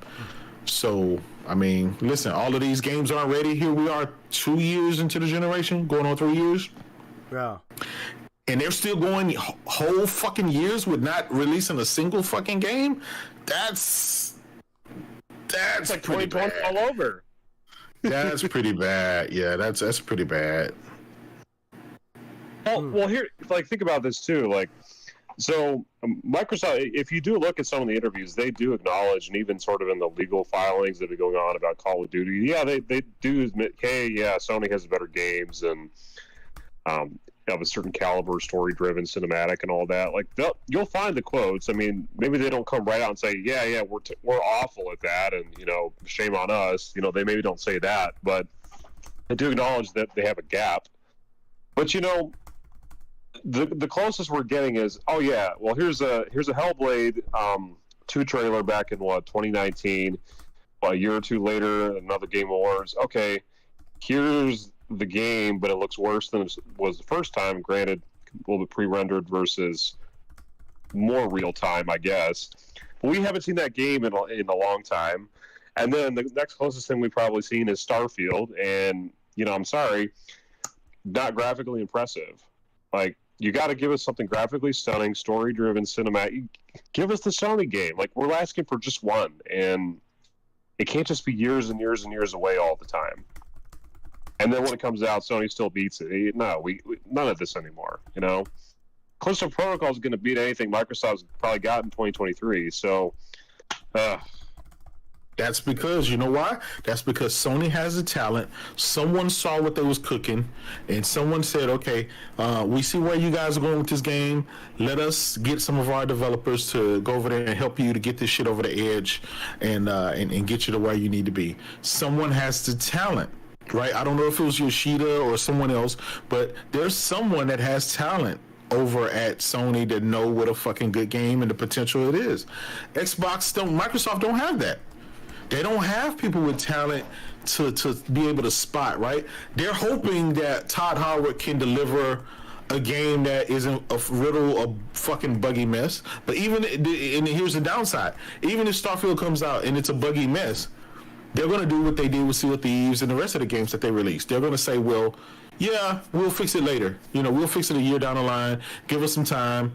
Look at Halo, right? We're just going to keep cranking on this shit. We know it's trash. We're going to keep cranking on it over the years, and eventually it'll get to the point where it's decent or it's good. Out of 10. I mean, right. Like they're going to say, listen, what do you expect? It's only $15 a month. It's only $10 a month. What do you expect? That's the mindset that they've created for the fan base. Is people don't realize, yeah, it's that price is very enticing, but what are you going to see in there? And how long, right? If Starfield comes out and let's say it's a great game, kudos to them. They were able to deliver a great game finally in Game Pass, right? After all these years, Game Pass has been a thing since 2017, I believe, right? Yeah. It's going on 2023. There is still no defining game in Game Pass. We're still looking for that game, that service seller. Because what most of us do, we'll subscribe to the service for a month, instantly cancel it, and let our subscription run out until they get another game. But their good games is so far in between. I mean, you may subscribe for 3 months out of a whole year. That's what I'm saying, But I mean, yeah, for me, as far as what's in development, Xbox wise, I mean, it's the Indiana Jones game that I'm most looking forward to. Like that literally screams could be a Sony game. But again, who's making that game? That came out. Who's making that game? Machine Games. What's the last game Machine Games made? Well, full AAA release Wolfenstein 2. But I know what you're talking about. Yes, I mean, I'm not. Yeah. That wasn't their last game. That was their last full game. Yeah. The what came after was called expansion, but that was one of the lowest rated games in history, right? So again, I'm not impressed. People gonna yes, the one with the two chicks. The co-op game, yeah, it was an experiment. I haven't played that yet. I'm looking forward to playing that, but yeah, it was one. Put it like this: it was one of the lowest games ever made. So, yeah. So I'll give him a pass on that, but that game could be absolutely Stray isn't a full price game. Sifu wasn't a full price game. It's a lot of great games that are fucking GOTY material. I mean, isn't Stray in the running for Game of the Year? Puerto Rock? It is, absolutely. Yeah, see, you see what I'm saying? And that game was like $29. Yep. So you don't. To me, this is just personally to me. You don't get kudos based on the price because your game is a little bit cheaper. Yeah. A great game can come in all. I'm just all fashions. It wasn't a full game, and they have a little bit of a blender. So that's all. Listen, it doesn't excuse the product itself. It just is some context upon. Yeah, well, it didn't turn out so hot. Look, the only thing Microsoft brings to the table to any of these studios or publishers are their checkbooks. That's it.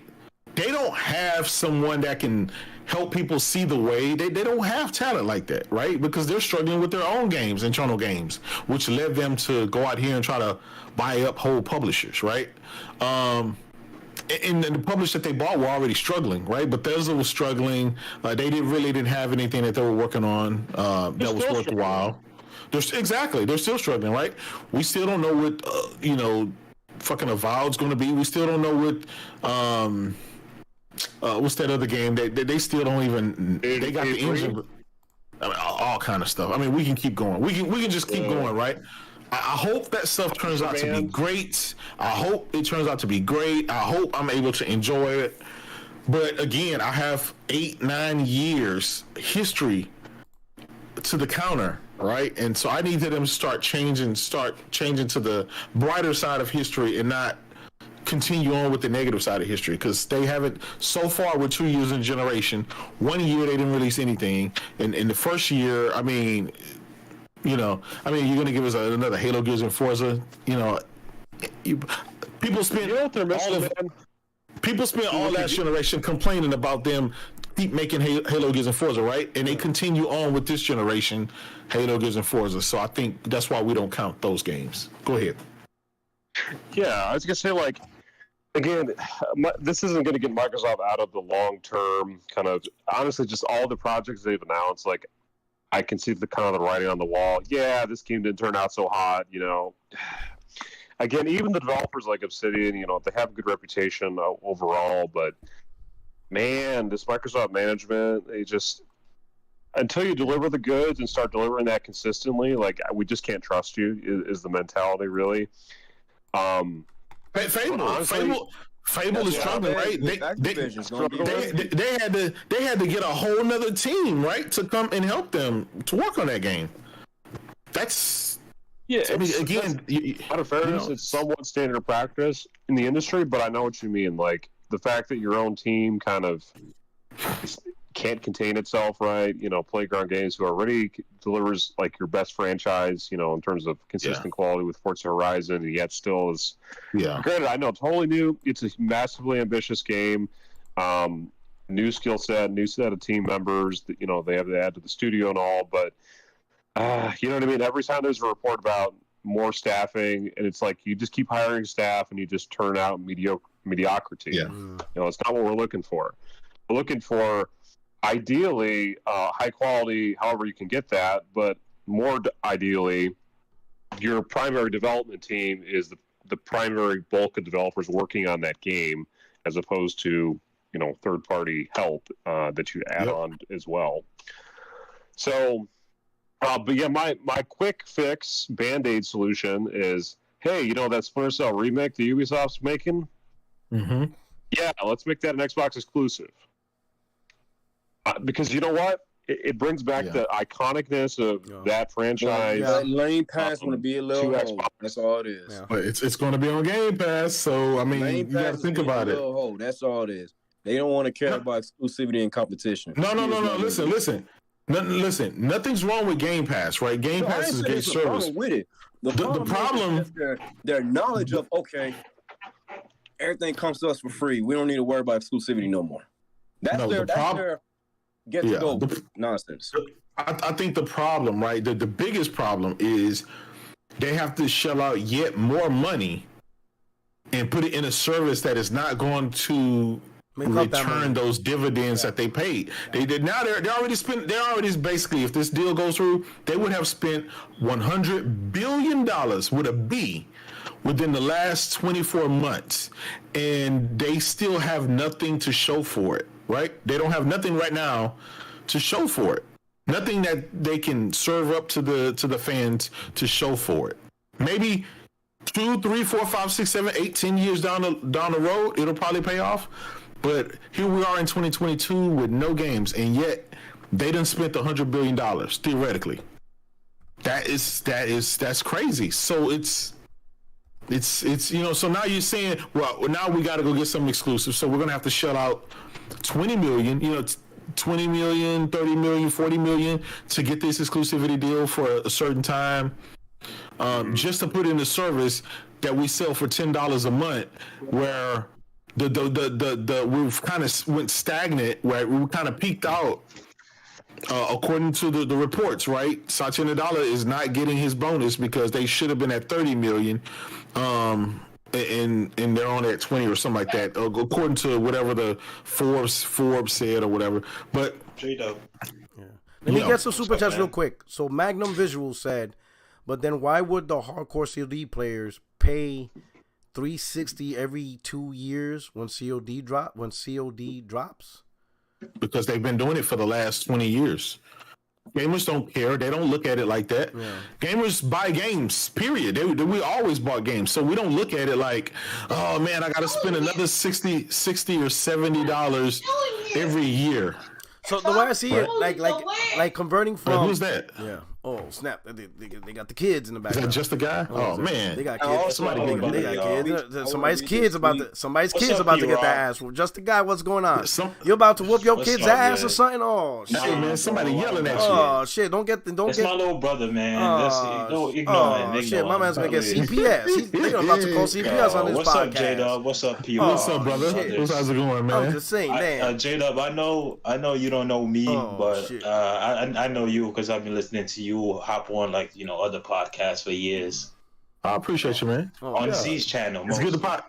Yeah. Don't get CPS up in here, man. I'm gonna have the feds up in here. Be like, yo, we whooping baby's ass. I'd be like, man, I'm just the Xbox killer, man. I don't hurt the kids. Right. Rock, your voice kind of low, man. I don't know what's going on with you. Is it low? No, yeah. That might be your mic. I mean, no, that might be his headphones. No, everybody else is cool. Yeah.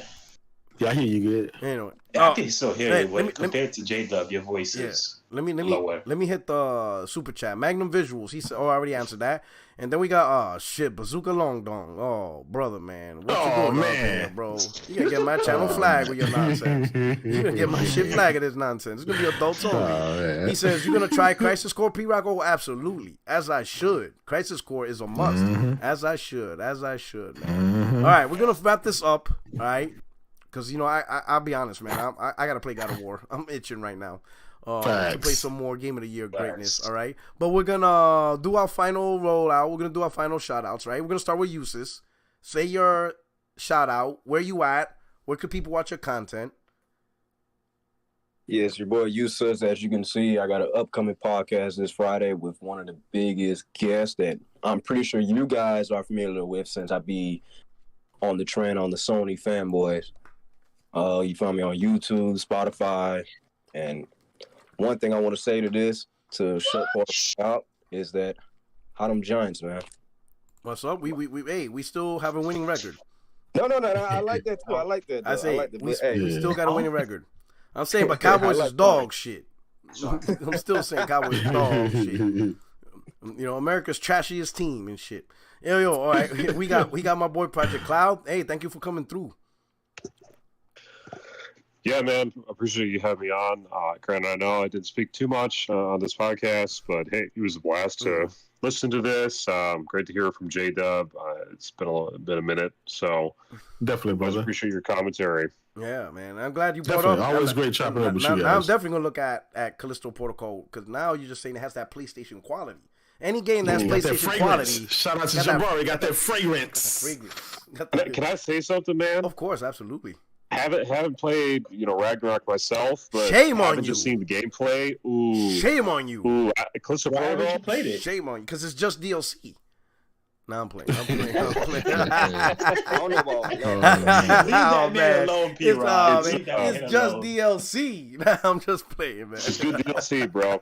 No, it's a great game. I'm sure it is. Man. Yeah, you're gonna have a treat. That man can't sleep at night. It's a treat, bro. It's a treat. It's an absolute. It's probably one of the best ways to cap off the year. But in all seriousness, though, Collisto Protocol more visually stunning. Quite a bit more. More visual stunning? Quite a bit more. Oh man, you got. Yes. I would say wait till you play both games, and then when you play both games, then I want to hear your opinion. Right? Hey, I could just sort of again, definitely way different art styles as far as futuristic sci-fi versus. Dude, you can see the strands of hair on Kratos' beard. You can see the boogers in his beard. And you can do that in Callisto Protocol. He has no boogers. On his character. Does he have boogers on his beard? Yes. This dude has mucus dripping on his beard and shit. Like when you eat food, you have the bits of food in that big ass beard. No, I'm just playing. Objective Gamer 201. Thank you for the super chat. It says salute J-Dub and P-Rock. Thank you for coming through. Hope you enjoyed the show, right? All right. Okay. Of course, we got Just a Guy. He's been a minute.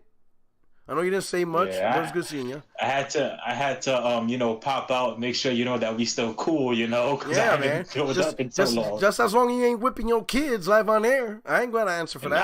I don't want to testify to nothing. Hey, man, you Puerto Rican, man. You know what I'm saying? I'm just saying, but we don't put that shit live on the air, man. All right, and by the way, I got a new, I've had the PS5 for a year now, but I finally got my new TV. It's a 55-inch Sony 4K. All right. VR, as you should. 2.1. As you should. Yeah, man. It's fantastic. Yeah, bro. It's a whole new world, bro. Welcome to greatness. I didn't want to do it, but that God of War trailer, when he was fighting Thor, I was like, nah, I need to give this the respect it deserves. Absolutely. As you should. As you should, right? And then finally, we got the guest, Kratos himself, a fan of the Houston Asterix, my boy J Dub. the world championship Asterix. Man, thank you for coming through, my brother. Always good, man. Always good chopping it up with you, brother. You know what I'm saying? It's good to be, you know what I'm saying? It's good to be semi back. Yeah. I ain't gonna say I'm back fully, but shout out to Elon Musk for you know what I'm saying, unlocking your account. He really did unlock your account. He really did though. Unlock my old account, man. He really did. Yo, Elon Musk actually unlocked J-Dub's original account. His first one. Yeah. Shout out to the 10,000 subs, man. 10,000. So, yeah, man, it's good to be back. Chopping up with everybody, missed you guys while I was going on my little hiatus. I'm about to tweet that. Just so, because who's going to be pissed. And it's going to be so funny. Oh, man, I can't wait. I didn't realize it. I didn't realize your original account got unlocked. Oh, I'm going to talk some shit. Oh, man. I'm going to be like, shout out to Elon Musk for unlocking Jacob's original account. Oh, it was just a force of chaos at this point. I don't That's know, what it bro. feels like. I love that guy because, what? Listen, I'm not saying I agree with everything about him, but I like what he's doing, which is the number one thing, he's just shaking up the establishment. Yeah. Because you and everybody else know, right? The way Twitter was ran, where your account get canceled for any reason, right? And come to find out, after your account gets striked or banned or whatever, it's supposed to be reviewed by actual humans, but it wasn't. They were just going with the bots. They were just letting the bots do all the stuff, and so it was just a lot of stuff going on. You got to be on your tippy toes. Yeah. I mean, it got to the point, man, you was just afraid just to say anything. I'm not talking about disrespect or anything. It's just, if people don't like your politics, if people don't like you just saying, something about Xbox or whatever. Was what you said, was it worse than what Frost said to P-Rock? Because she never got banned. Bro, listen. She straight up told me to go suck a dick. My whole persona on Twitter has just been mocking the console war, and generally because the content is there, is mocking Xbox, right? And that's it. So it's all console war fodder, right? It's all just tongue-in-cheek humor. But I've had like 3 or 4 accounts, just to get X'd out just because of that. I was like, damn, if me making people get in their feelings just by talking about Xbox, then that just I can maybe understand if you're talking about religion, race. Exactly. You were just talking shit about. I never touched I any know, of that stuff, none of bro. us do. None of us touch it. None of us, because we know how that can get. We stick to the console, and that's it, right? We talk shit about companies and consoles. That's it. Yep. That's it. And dudes get so pissed. It's funny. Yeah. It's so funny. But anyway, the email that I got, man, said that they reviewed my account, decided to you know what I'm saying, they need them advertisement bring me back from the dead to resurrect me or whatever. And then I was like, okay, let me see about logging into this thing. I probably saw your tweet and was like, this nigga funny. I'm gonna put him back. We need somebody like him. No, this dude, Elon Musk personally saw your account. Man. He's like, oh hell nah, we need to bring him back. Yeah, exactly. He enjoyed your content humor around this place. We need the humor around this place, And y'all know me, man. I only do it for the humor. I only do it for the laughs. I don't, so I don't do it for any other reason. Yeah, man. It's all for the part. Yeah. You know what's one reason you might have gotten blocked? I mean, I'm just speculating without knowing. But it's like, you ever notice that things said tongue-in-cheek that you may write, it always sound like... It always has the potential to come across as the ultimate troll. You know what I mean? Well, I'm a believe these things, or you know. Yeah. Well, I'm the original self-proclaimed troll. I started that term. I embraced that troll term. Because that's what I did. Someone will tweet something, or an article will be written, or Phil will say something or something like that, and I'll kind of put my spin on it and run with it, and everybody will laugh. Some people cry, and that's just what it is. But I've did that for so many years, right? And it's like, dude, but what happens previously with Twitter, it only take about 10 guys to just report your account for anything, and Twitter's going to automatically go into a ban mode, right? It's automatically going to limit you and ban you, and supposedly what's supposed to happen is someone, a real person, an admin, is supposed to come and look and see if that was worthy of being banned or whatever. And but Twitter just let the bots run the show, and Elon came and saw a bunch of stuff, and laid people off. Oh yeah. Sometimes you can say what you want, but sometimes you got to clean house. Oh, he cleaned house, all right. I said this thing about Xbox, right? When they got rid of Dunny D, they should have got rid of everybody that was under him. It's just like in any corporation, you don't just fire the CEO and then let everybody else stay. What happens is you fire the CEO. I don't think that's fair, because everybody. No. Listen. Said in the first place. No, because here's the thing, right? In a corporation like that, it's a team effort. You don't know where the bad apples are, right? It's just like with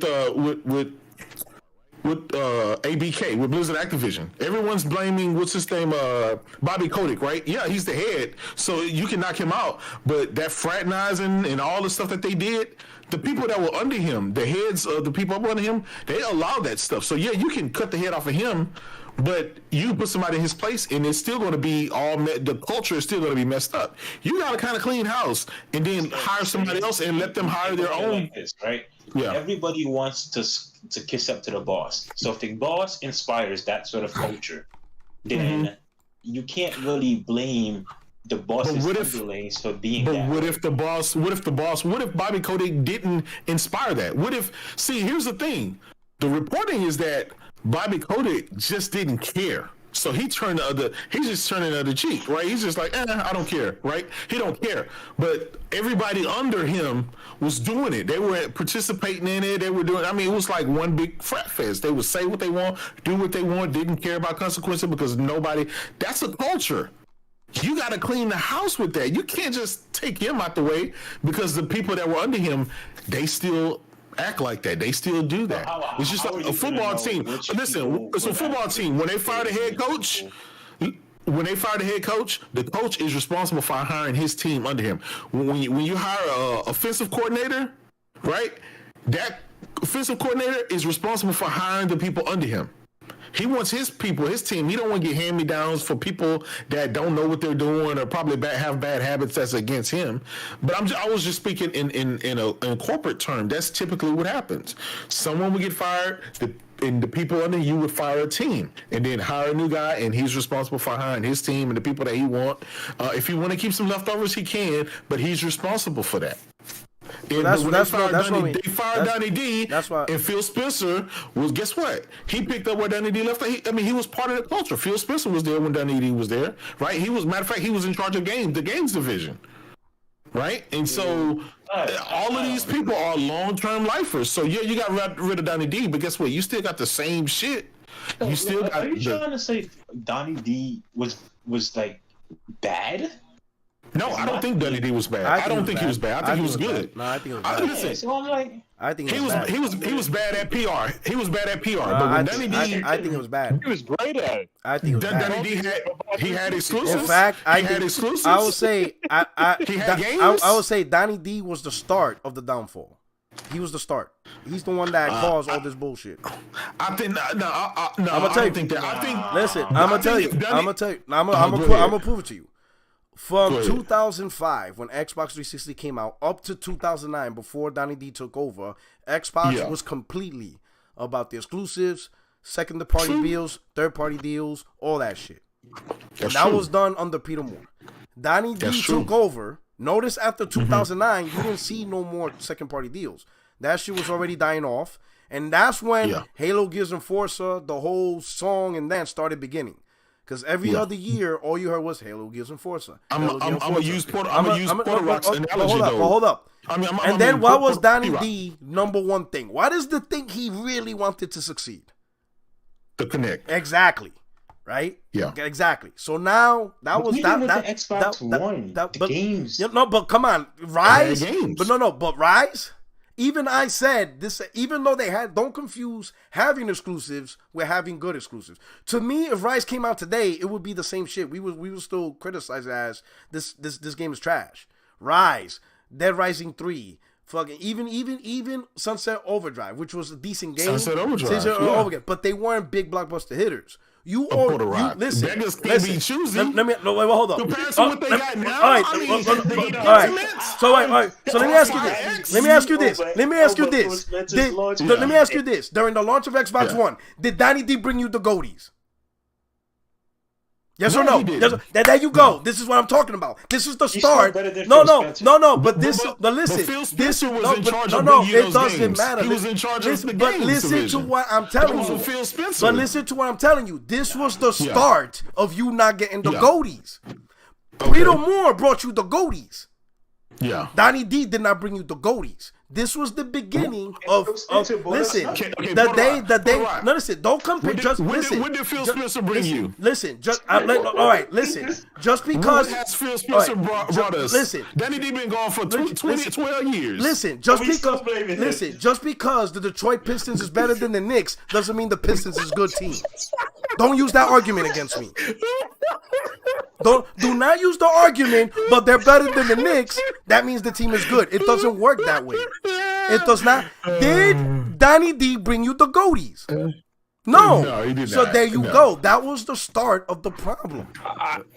Listen, Peter Moore brought you the goatees. Under Donnie D, Gears of War 3, Halo Reach. No. Donnie D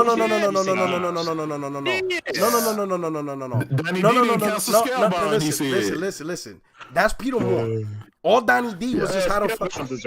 Listen. Halo Reach and Gears of War 3 was after. No. All that stuff, Peter Moore gave you the blueprint. All Donnie did was, I'm just gonna follow the basic template. Gears, Halo, Forza, got it. But what new shit did Donnie D? What new game did Donnie D bring you that's goaty? Nothing. Yeah. He didn't bring you no goaties either. He didn't bring you anything. It's just funny though, right? Donnie D been gone since 2013, 2014. Yeah.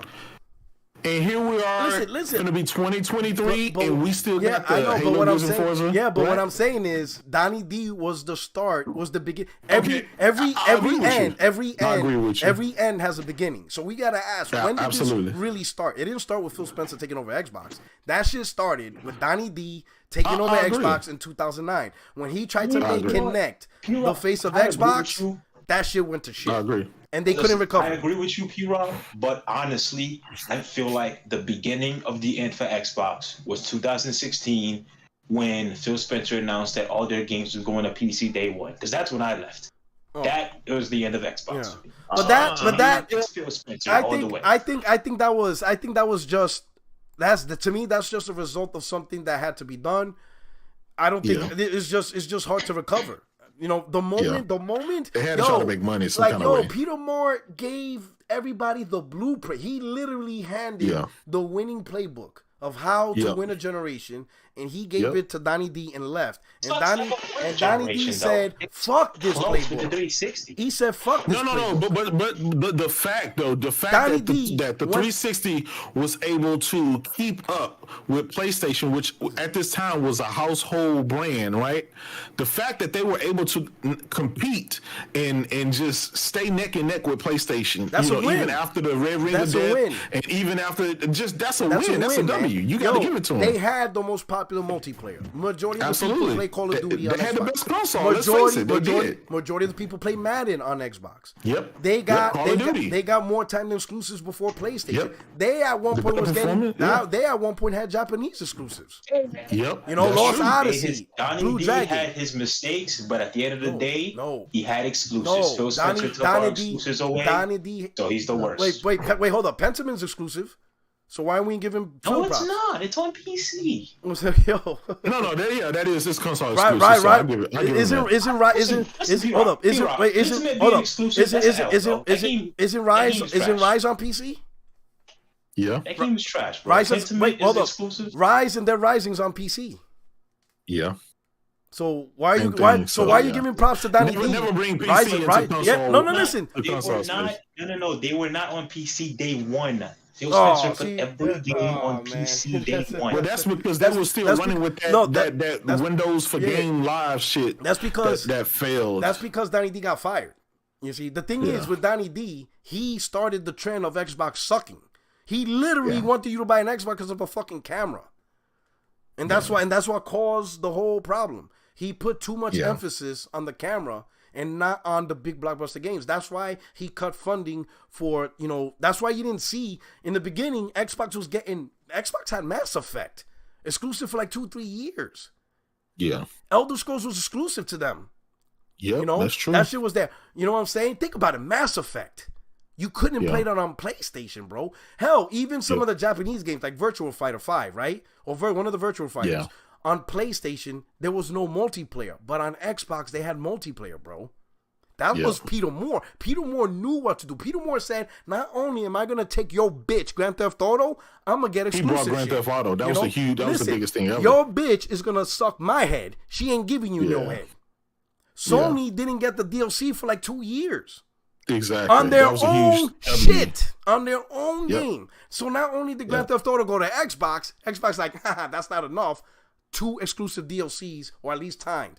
And at the time, people thought it was exclusive to Xbox. Because back in the days, they didn't advertise timed exclusives. They kept it on the low. So you didn't know if that was going to go on PlayStation. Imagine PlayStation gamers playing Grand Theft Auto, and they would have no idea if the 2 DLCs would ever be played on PlayStation. They had no idea. That's what you do. That's what you do, bro. You take your shit, and I make it better on my shit. That's Peter Moore. Donnie D takes over. He didn't fight for DLC for like GTA 5. He didn't fight for marketing rights to COD and all that shit. He didn't give a fuck about that. He made no effort to keep the COD, the Call of Duty deal on Xbox during Xbox One. He let Sony have it. Yeah. Like, Peter Moore would have never allowed that shit to happen. That Call of Duty deal would have never on it because Sony cannot outspend Microsoft. He would have made sure that Call of Duty deal stays on Xbox. There is no goddamn way he would allow marketing rights, exclusive consoles on Call of Duty. Hell fucking no. Peter Moore would have never, not on this earth, would he allow that. Donnie D allowed it. Like nothing. He didn't even give a shit. Because to him, Connect is going to be the way. Like, what? P-Rock, man. I just still haven't found anything to give Phil Spencer credit for. No, because we're still no, what I'm saying is, this is not about excusing Phil. This is about not excusing where the problems for Xbox started. It started with Donnie D, and then it just progressively gets worse. To say Donnie D is better than Phil is like saying this team's better than Knicks. That doesn't mean anything. The question is, literally launched a console with 0 games. That's pathetic. The question is, can your team win a championship? That's all I want to know. Yes or no? And if the answer is no, then I don't want to hear, well, we're still better than the Jets. Get the fuck out of here. I ain't trying to hear that shit. I ain't trying to hear that. Yeah. Donnie D didn't deliver goalies. And that's the start. And that just kept going, and it just got progressively worse until Phil said, you know what? This shit ain't working. This ain't working. We got to completely... And it's not just part of his fault, because Satya's a different CEO. Satya took over. He's into cloud. He's into subscription services. No one here could buy Office no more.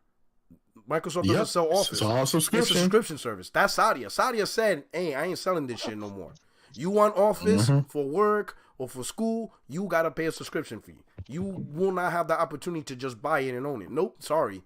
You're going to have to subscribe to this. That's Satya's mindset. So Phil's like, fuck it. This is how we're going to roll. We're going to change Xbox, and this is the way we're doing it. We're going to go into subscriptions. We're going to be on every device, It is what it is. But in my opinion, this whole problem began with Donnie D, because that motherfucker thought that we want a fucking stupid ass camera to Skype and say Xbox on and off. Like, get the fuck out of here. Ain't nobody want that goddamn camera, bro. Nobody want that shit. We want the shit Peter Moore brought. Bring the banging, bring the Jade Empires. You know, get BioShock. Yo, BioShock was exclusive to Xbox for like a year. Like, yo, that shit's crazy.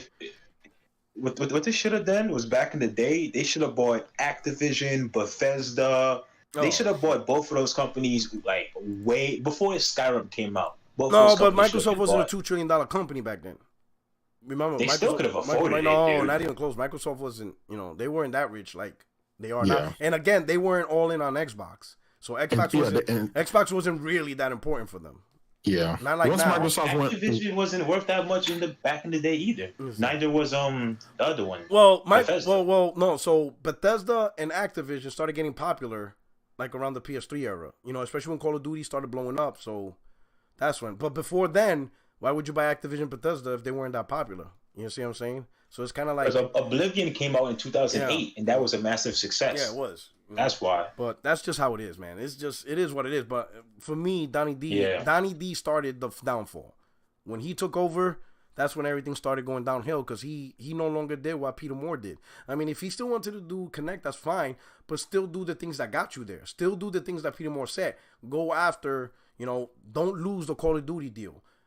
Get DLC from Grand Theft Auto 5. Do those moves, oh shit, a new BioWare game, Dragon Age, hey, make that exclusive for a year. Like, do the things, BioShock, what is it, Infinite, I think it was called? Make that exclusive for a year. Do the same moves that got you there. Don't turn away from that. But I don't know what the fuck. He decided I don't need any of those goddamn games. Call of Duty deal, fuck it, let Sony have it. I don't know that shit. Is God of War your game of the year already? You being it? It's good. I'm playing it, so yeah. So is it your guys' game of the year? It's so far is. Yeah. It's in it, and if it doesn't, it'll be Horizon. But I haven't played Elden Ring yet. West, I haven't played Elden Ring yet, so I gotta play Elden Ring.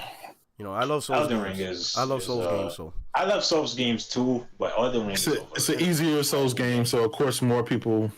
I just think it's overrated. Yeah. Like, I feel like Sekiro, Bloodborne, and Dark Souls 1 is better than Elden Ring. That's why I gotta see Elden Ring. That's not the first time I heard people like other Souls games better, but I gotta try it out for myself. But anyway, we gotta chat this up. Hey, for everybody, Sequel is my game of the year. Yeah, okay. We're cutting it out. We're cutting it out. We gotta go, bro. It's time to go. It's time to shut this shit down. It's in the club. The lights is on. The slow music. We playing the slow music. The lights is on. You ain't gotta go home, but you can't stay here. But you can't stay here. You know what I'm saying? But anyway, hey, for all the channel members and the chat and the subscribers, thank you for coming through. Thank you for rocking out. I appreciate it. I hope you enjoyed the show, the topics, the conversations, and the channel members. Oh, my man, True SSJ, he's out here showing just some love. Thank you for coming through. This is your boy Puerto77, of course. Usually Tuesdays, 8:30 p.m. Eastern. You can come through. We'll chat it up, and then of course I'll probably drop a video too throughout the week for you guys. All right. Of course, channel membership is live. You want to support the channel, but at the very least, if you're new to the channel, just hit the subscribe button, hit the like button, and we're out of here. Right. You guys take care. Enjoy gaming. We are out of here. Peace. All right. More time.